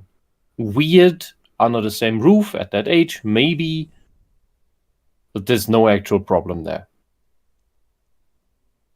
So the one I just found is called Ita Kiss, or Mischievous Kiss. It was back in 2008. If you want to check it out, it's cute and funny. It's nothing special though. Yeah, they're both in the same grade. Their mom and dad live together. They live together. She's pure-hearted, and he ends up becoming a doctor. She's a nurse. They work together. They get married. They have kids. It's like, that's where it ends. Boom, done. Anyway, more from Vladimir. Speaking of chainsaws, what?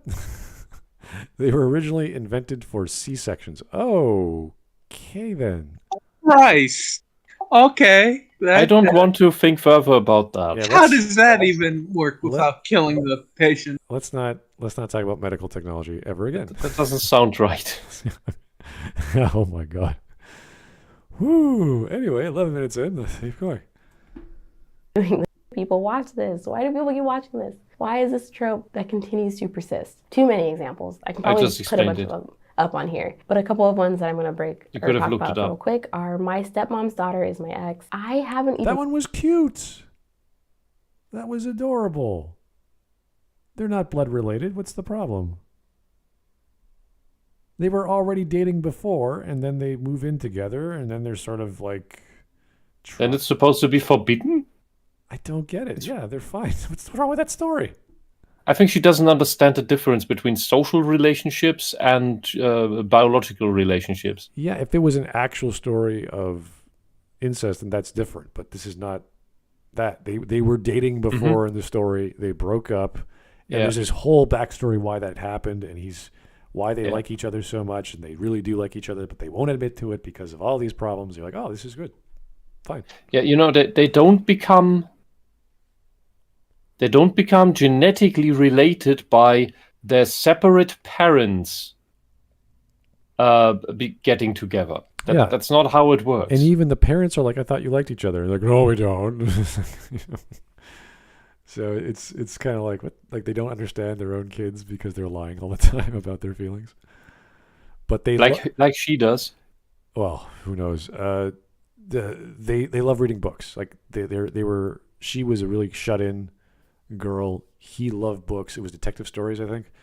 And he started taking out more books at the library, and she was there, and they got talking about books and all this jazz. So it was a really cute story. Nothing wrong with it. Nothing ugly about it at all. Not watch a single ounce of.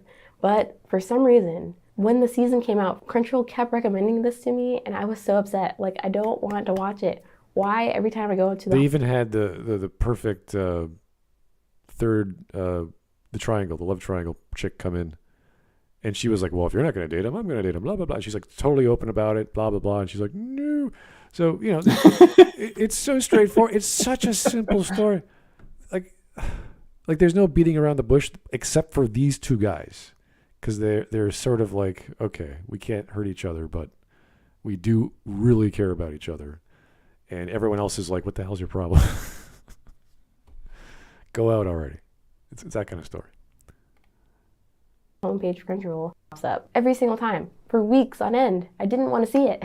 Oriemo is terrible. I don't even need to talk about it. I won't talk about it. You should know how terrible Oriemo already is. There's another one. Oh, Eromanga Sensei. That one's fine. No, Eromanga Sensei. Why? No. Domestic Girlfriend. Why? Hot trash that everyone can't stop watching. The dumpster fire. She just says it's bad. I think she's embarrassed about her own arousal. This is so... Oh my god. Yes, it has ecchi elements in it. That's kind of the point. It doesn't make it perverted or bad. It's kind of in the title. It's like the girl gets off drawing. It's like, yeah, that's fine. Oh boy. That at one point. The opening song is a banger. It's amazing. I have it on repeat. It is in my anime playlist. The actual show is garbage. I watched the first episode and I knew it was going to be some mess. Basically follows this guy who he sleeps with this girl one night. The next day he finds out that his dad married someone without him knowing, and it ends up being the girl that he slept with. Wow. And his huge crush, which ends up being his teacher, who is several years older than him. Oh no. They all end up living in the same house, and shenanigans ensue. Lots of shenanigans. And like Oh, I said, she's laughing other again series embarrassedly. They're not spared. She They watched also it. do this. Vampire Night, if you have not seen Vampire Night, spoiler alert, even though it's been many, many years. Towards the end of Vampire Night, we find out that one of the love interests is actually related to the main character, and they want to marry her and have children because they want to continue the bloodline of their family. That's a very common part of vampire fiction mythos. We need pure bloods, so marry your brother or whatever. Dance of the Vampire Bun is doing that right now. This is so like, they're vampires. Their culture is a little bit different. Their biology is a little bit different. The sense of time is different. Yeah, their genetics has nothing to do with. Like, come on, they may as well be It's aliens. a play on it's depending on what you do, and usually when it's done for girls, the girl stories, it's something about noble families. Yeah, they want to keep the bloodline pure. They want to keep it strong, and whatever that involves. That's fine. And look at the story of Vampire Hunter: The Bloodline. Oh yeah. Vampire gets girl. Girl is immortal. Family wants girl back. Turns out, girl is truly out of her own volition with the vampire. Damn. Okay, here's Vladimir again for the 5. To clarify, these were hand-cranked saws, not electronic or gas-powered. Okay, guys, come on. Just stop changing the topic on us. We do not want to know about C-section implements. We're good. Look, if she does an anime abortion video, we will have her back on. Oh, boy. We're not. Why do we have to change to C-section chainsaws? Out of all things. Yeah, let's not. I don't know. It's because you don't write super chats anymore, Mike.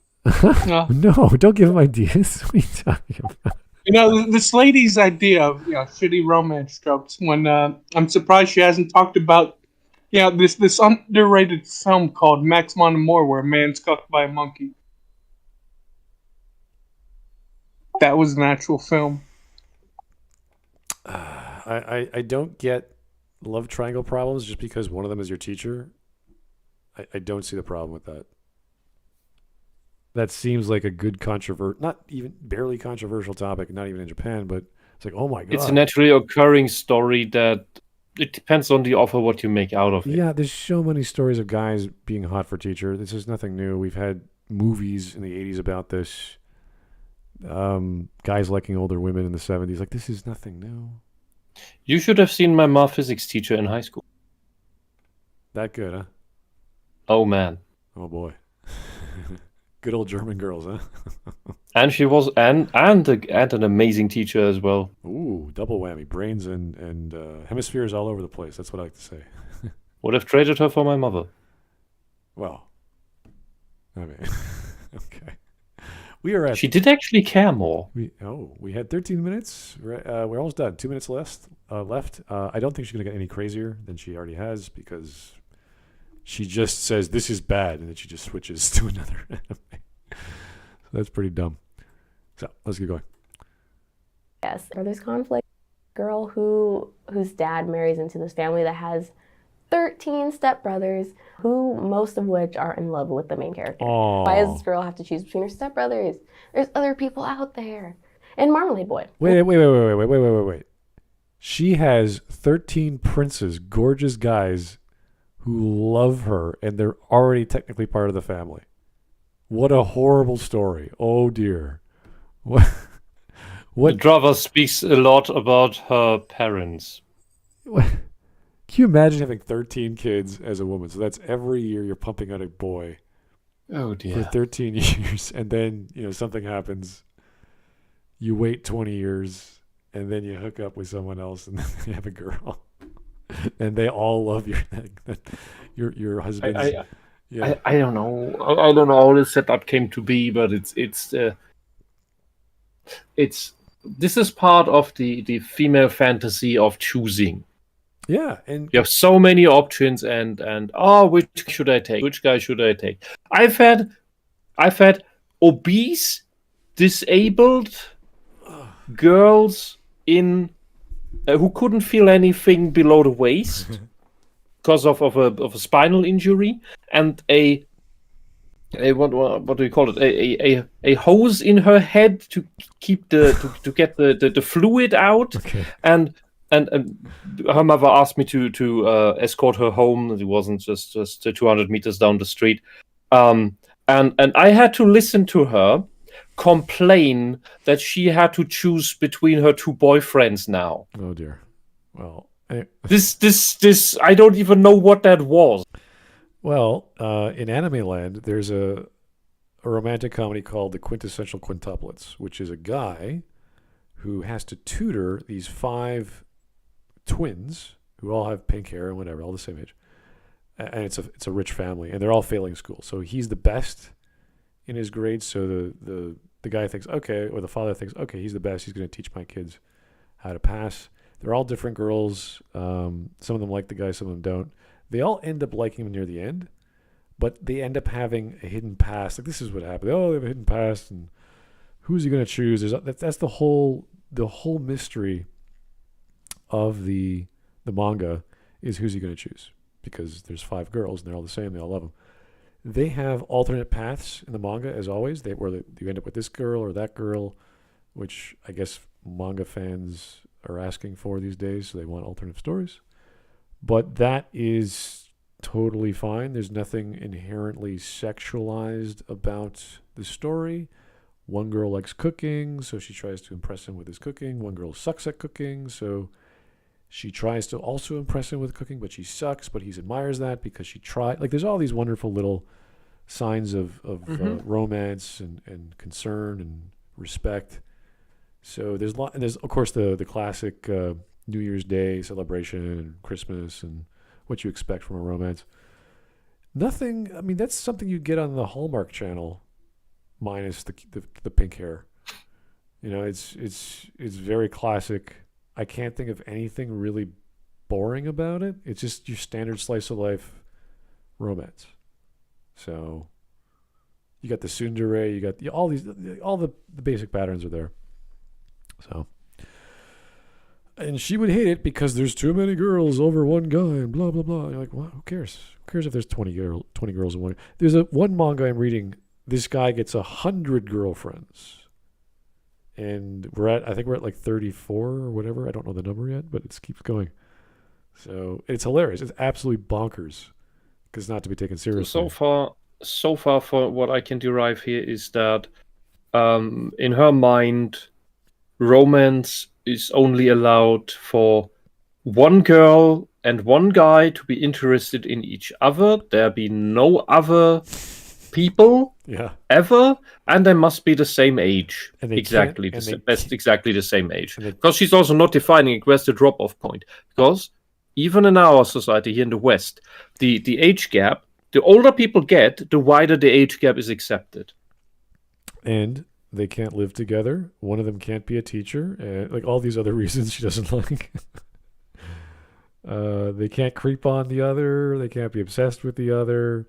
So you're not allowed to tell the other that you are into them because that would already constitute harassment. You can't tease them. You can't, touch them. You're not allowed to give any signals that show that you're interested in each other. It's just one part of the story. I like you. I like you too. Want to go out? Yes. Okay. I don't think that's even possible. No, you need to. You have to tease. There has to be a. I know. The whole story is teasing. That's the whole point of romance. That's why. Yeah, and that's why these series are going on for forever. 24 episodes, or the mangas for volumes upon volumes. Even with Komi-san, because it's all just this dancing around each other. Which is, I love. Everyone loves Komi-san who reads it. It's just an adorable story, and romance is there, but it's always some little thing off to the side, and it's all about the weirdos in the class trying to get this girl out of her shell, and they can't do it except this one guy who's really good with psychology and he understands her very well, but he loves her, but he's so reserved about it because he's a Japanese schoolboy, and he plays it very, very chill. And after 100 manga, they finally figure it out. She likes him and he likes her, and they go, wait, there's 100 volumes of Komi-san? I need to buy them all. There's way more than that, but that's volumes? Right near the 100th episode. You mean chapters? Well, individual like episodes, whatever you want to call that. Okay. And I was trying to make a joke by exaggeration. Well, people don't like the series because it took so long to get there, but you have to realize it wasn't just it's a comedy. Well, that's the point. It's like Roadrunner. Yeah, it's not just pure romance. It's not just pure comedy. You have to interlace the two, because obviously the guy loves the gorgeous. What's the Nadeshiko? I can't remember. Nadeshiko. Yeah, Nadeshiko, which is the ideal Japanese woman, and she is that. But she's not super shy, but she has this speaking problem. She can't speak very well, so she uses words on her. But this is like. Playing every story you can with that before they get together. Of course you want to do that. You develop, because the moment you do, either the story is over or the story changes into something different. You develop the conflict with the other love interests, and you explain them away, or you explain, because the way it happened was kind of stupid, but like all the girls that like the guy, they admit to it, and he's like, "Well, I like you too. You're cool." And then he goes, "Wait a second. I really like Komi-san. I'm so sorry." And even the girl was like, "Yeah, I thought you would have said that by now because you're really into her." So it's this weird sort of like, he's so daft. Not that daft, but he's so daft that at the time when a girl confesses to him, he's like, typical man. He's like, "Oh yeah, I like you too. Yeah, it's great. Let's go out." "Wait a second, I can't go out with you. I like this other girl." And then from which there, means he's loyal even before he gets with the girl he wants. And then once he's there, it's absolute hilarity with her family, because her family loves him. The father falls in love with him. The wife falls in. It's so stupid. Like they're riding on the Ferris wheel together, and Komi-san's like, "What the hell is going on?" Oh no, those types of parents, holy shit! It's hilarious. Oh, it's so funny. But that's the comedy. The comedy's always been like that. So you expect a lot of goof. Then the mysterious childhood friend of the guy comes. Like, oh my god, this trope comes in, and she's like a Miss Perfect too. What? Yeah. It's Najimi. I should have. Or Najimi. Yeah, they do all the tropes. It's fun. It's fun as hell. It works. It's so funny. Oh, at least it tells me I still have to look forward to continuing to read Komi-san. The thing is, every time I fall out of a manga, and then it continues, until I get back into it, it's several volumes later. Yeah, it's tough. Some manga release schedule is bizarre, and then it all comes out at once. And it's not because of the translator; it's because of the whatever reasons the publisher. So, yes, it's also because I consume the stuff in chunks. I'm very bad at. Next week the new chapter is coming out, and then I read the one chapter, and then I wait again. I don't function like that. I need the whole volume. No. Every weekend, have a break. Do whatever your break day is, like, relax, don't exercise, just veg out. Spend the hour or two reading. Veg out. Yeah, whatever. Everyone has a day of rest, whatever it is, whatever you call that. I don't know what that is. Check your bookmarks. Go play a game. Go ride a bike. Whatever it is you do, and just keep up to date with the things you love. Because honestly, I have so many I read, I forgot like half of them already, and they're so good. And then I realized I do agree. You need a day of the week that's different from all other days of the week. Yeah, I agree. Okay. Anyway, I wish I could have that again. we have 2 minutes left of her horrible takes on romance. And that is not enough time to tell us what she actually wants. No. Only what she doesn't want. Which you can guess because she's eliminating all the possibilities. And you're like, oh my god. Like a typical juvenile. Yeah, what's left is nothing. Yeah. Okay. Another sport, Marmalade Boy. I'm bringing it up again. There is one part in Marmalade Boy where Miki and you think that they are related, and then they are like, well, I guess we're going to stay together anyway because nothing can break us apart, even if we're related. Luckily, they don't end up being related, but still, it's just the fact that they had to bring that up in the first place. It didn't make any sense. Wow, it really didn't need to be a plot point. But I guess they wanted drama, so yeah, that and Up on Poppy Hill, I think, which is a Ghibli movie, actually, surprisingly. Anyway, many good, notable, and popular story She has a problem with fairly the Ghibli movie now? setups in other mediums kind of get Have you seen ignored that one? in terms of anime and manga for these tropes that are redundant, but people seem to like. But it's weird because do people like them because they like those types of tropes, or do they like them because that's all they continue to see? No. They like the characters. It's a romance. You would not watch or read a romance if you did not like the characters and their problems and what they want. With Komi-san, you guys know Komi-san? The art sometimes goes into nowhere. It's just like 2 lines in a circle, and you're like, that's a face. But it's like, oh, that's exactly what she's thinking right now. It makes perfect sense. I love how the Japanese have mastered the art to convey emotion with as little ink as possible. Yeah, she's stunned like half the time, like, what? and she's freaking out, and you're like, oh, yeah, okay.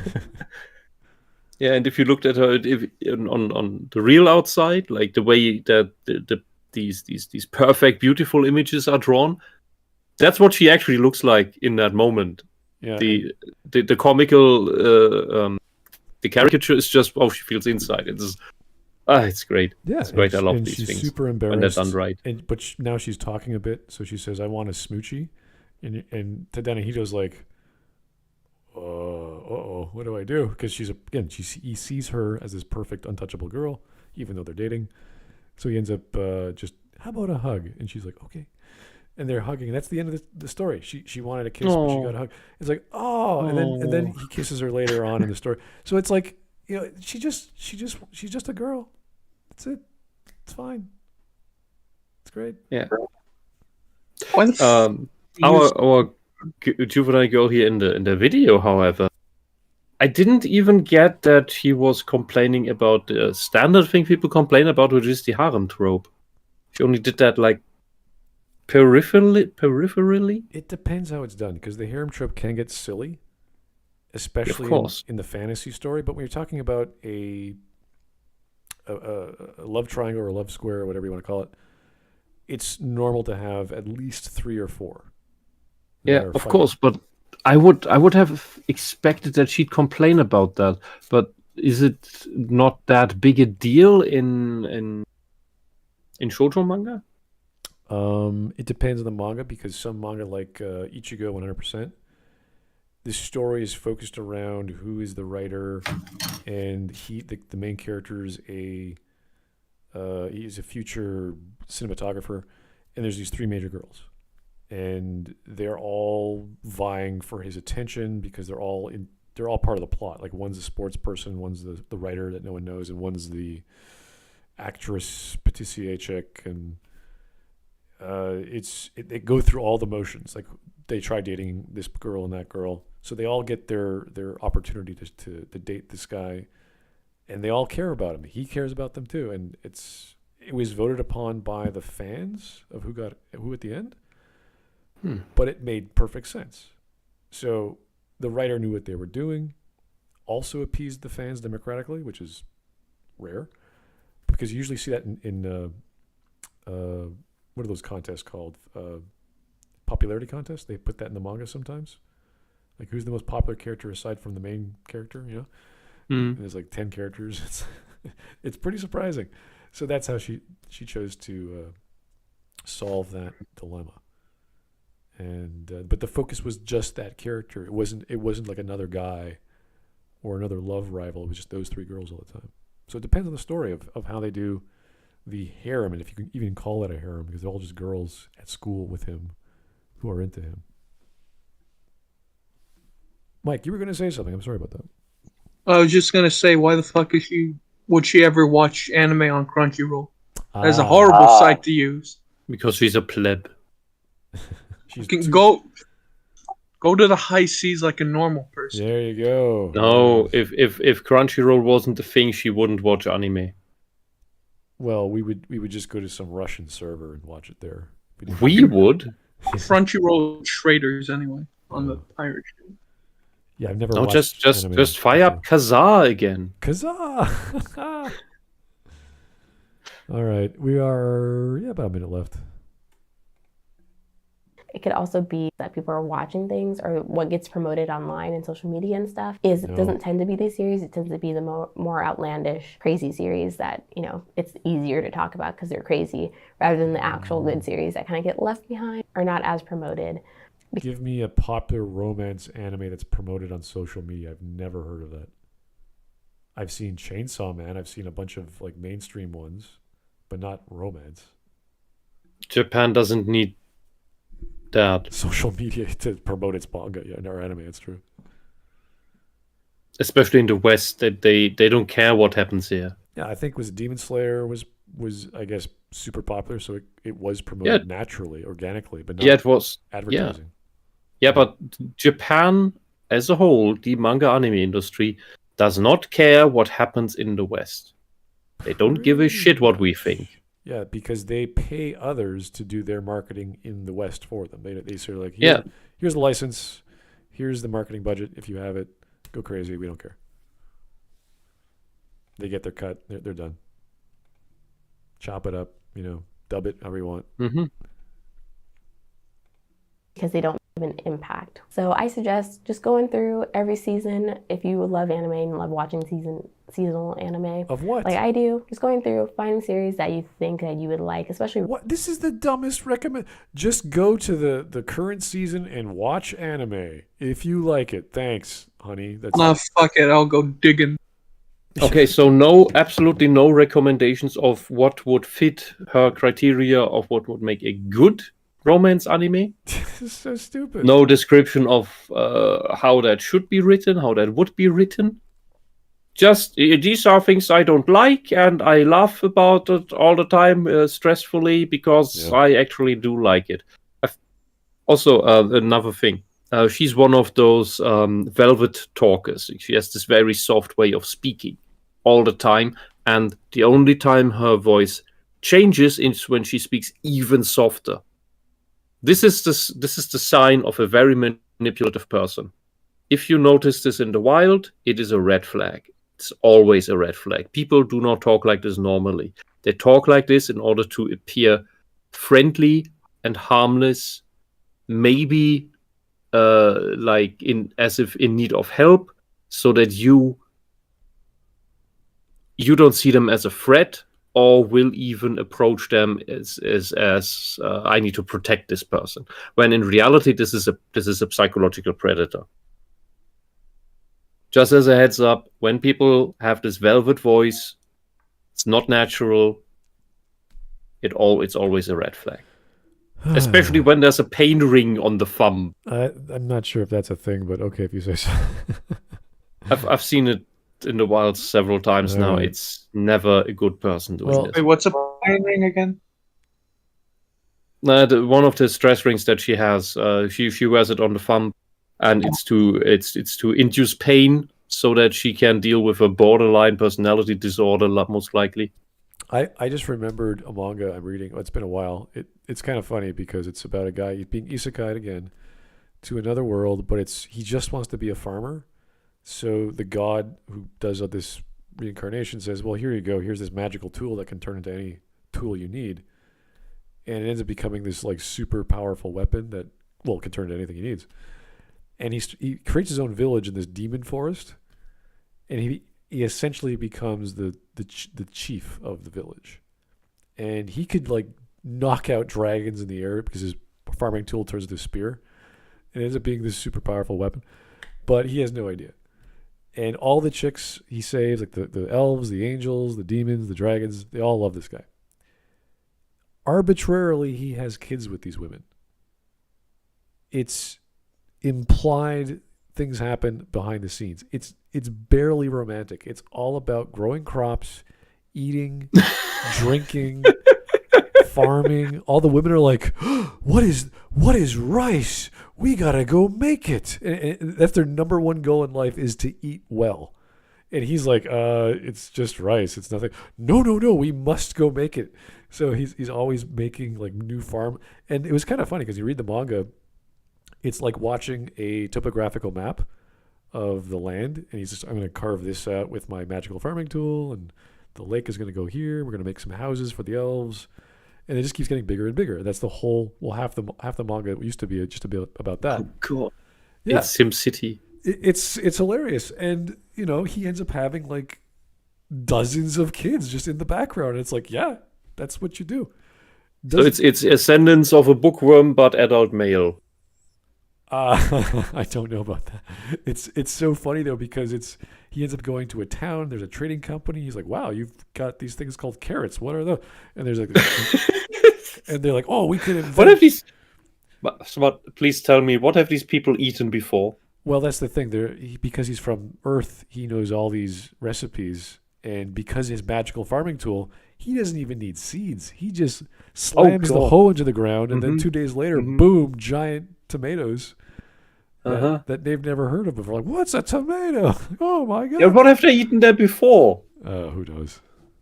Marbles? They show the first episode where they're in an inn, like the girls are in an inn, and they're just eating bread with soup. But he makes like just crazy Japanese cuisine, and They go gaga for it. Oh, the wine is hilarious. They love the Is wine. that racism against bread and soup? Don't these people know how awesome bread and soup can be? They made curry and they were gaga for curry. They were just like, oh my god, we need more. Of course, curry is the pinnacle of food. It's the what's the bread from Indian cuisine? I can't remember the name. Flatbread. Anyway. Naan bread. There you go. Naan. And they were like, this is perfect. We could dip with the bread. This is better than normal bread. I'm like, okay. What? You can't dip with normal bread. What the hell is wrong with? Well. Also, butter garlic naan is best naan. Okay, fair enough. All right, we got 30 seconds left. She's giving us absolutely zip. Just go to Crunchyroll. She may as well have been an affiliate for Crunchyroll if she's gonna say stupid shit like this. Watch what you like in the season. It's like, just say watch what you like. This is so dumb. Romance. How do I know what I like? Talking about them, promoting them, so that people, learn more about them and maybe want to watch them. If there are any other romance anime tropes that you'd like to throw under the bus, feel free to do that in the comments below. What is this? Throw them under the bus. What is this dumb? Do you like watching romance anime? Give me all the tropes you hate. Like what? That's like saying, do you like watching Batman the animated series? Give me all the episodes you hate. You're like, why? How would you? I still don't know what would be a good romance anime then. She's just killing it. She's just killing anime. I made a list here. Here it is. Characters declaring that they want to marry is bad. So a little girl saying to an older guy or whatever, or anyone for that matter, is bad. Yanderes are bad. Star-crossed lovers are bad. Girls liking older guys is bad. And abuse. And vice versa, apparently. Teacher and student love relationships are horrible and not tasteful at all. So people who are not blood related having relationships is bad. And people having blood relationships is bad, which I think most people agree.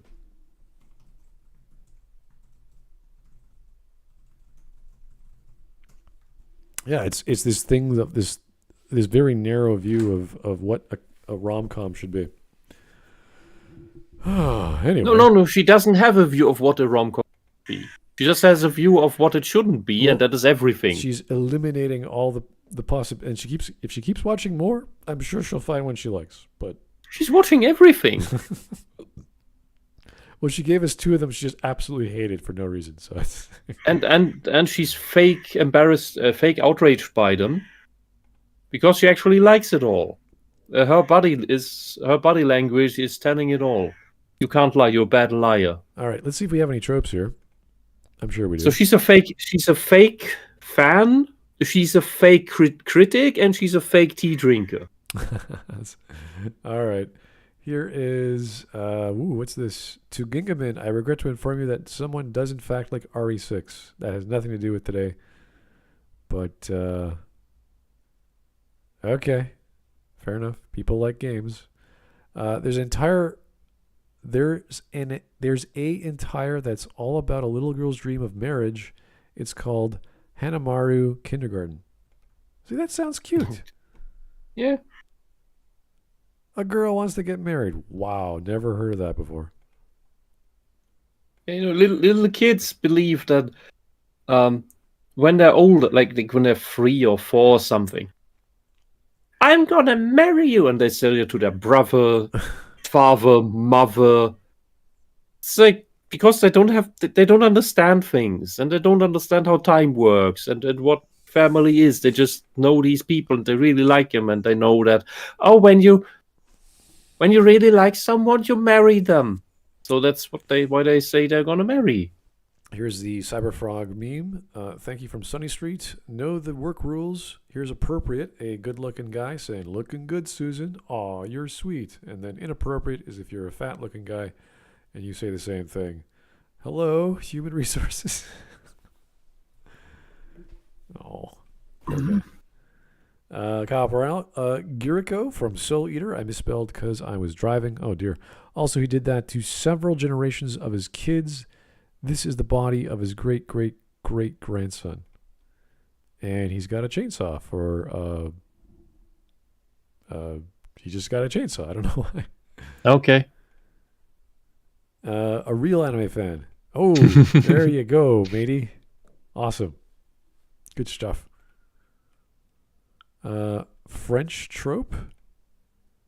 A monkey holding a rifle or It's shotgun? from I think it's a shitty French film called Max mon Amour, where man is unfortunately getting fucked by this monkey here. Whoa. And the movie just straight up just ends abruptly after the wife just tells him, "Oh, what would you do if we had to put the monkey? What would you do if they took the monkey away? Oh, I'd shoot him and then kill myself." Like, Jesus Christ, lady. That's an ending. Oh boy. Sounds French. Oh yeah. Anything with a weird ending is French. All right. That was I mean, we could watch another one of our videos. I don't really mind. Pretty good for a laugh. Our anime brains go, is this person serious? Wait, watch it right now, or No. I'm just saying if right. you guys put her on the list again, I wouldn't blacklist. She's harmless, dumb. She said some dumb things. There was definitely some. I wouldn't call her harmless, but dumb, yes. Yeah, you could definitely see the ideologies. She put some stuff up on the screen. She was using the language of problematic and male, whatever, and it was like, oh boy. So, but she focused on the topic, which is nice compared to other people. at least she's not Harry on a hook, where she slurs her words. You can barely understand her. She does it. For me, she is on that level. I have trouble understanding her. She was too soft, yeah, but that's okay. I didn't mind it. Thanks, guys. That was Anime Monday, and thank you so much for tuning in. Of course, thanks to Vladimir and Copperell for your super chats. As always, we will talk to you guys soon. Have yourself a great evening, and keep the voting going. Keep the suggestions coming. See you. Bye.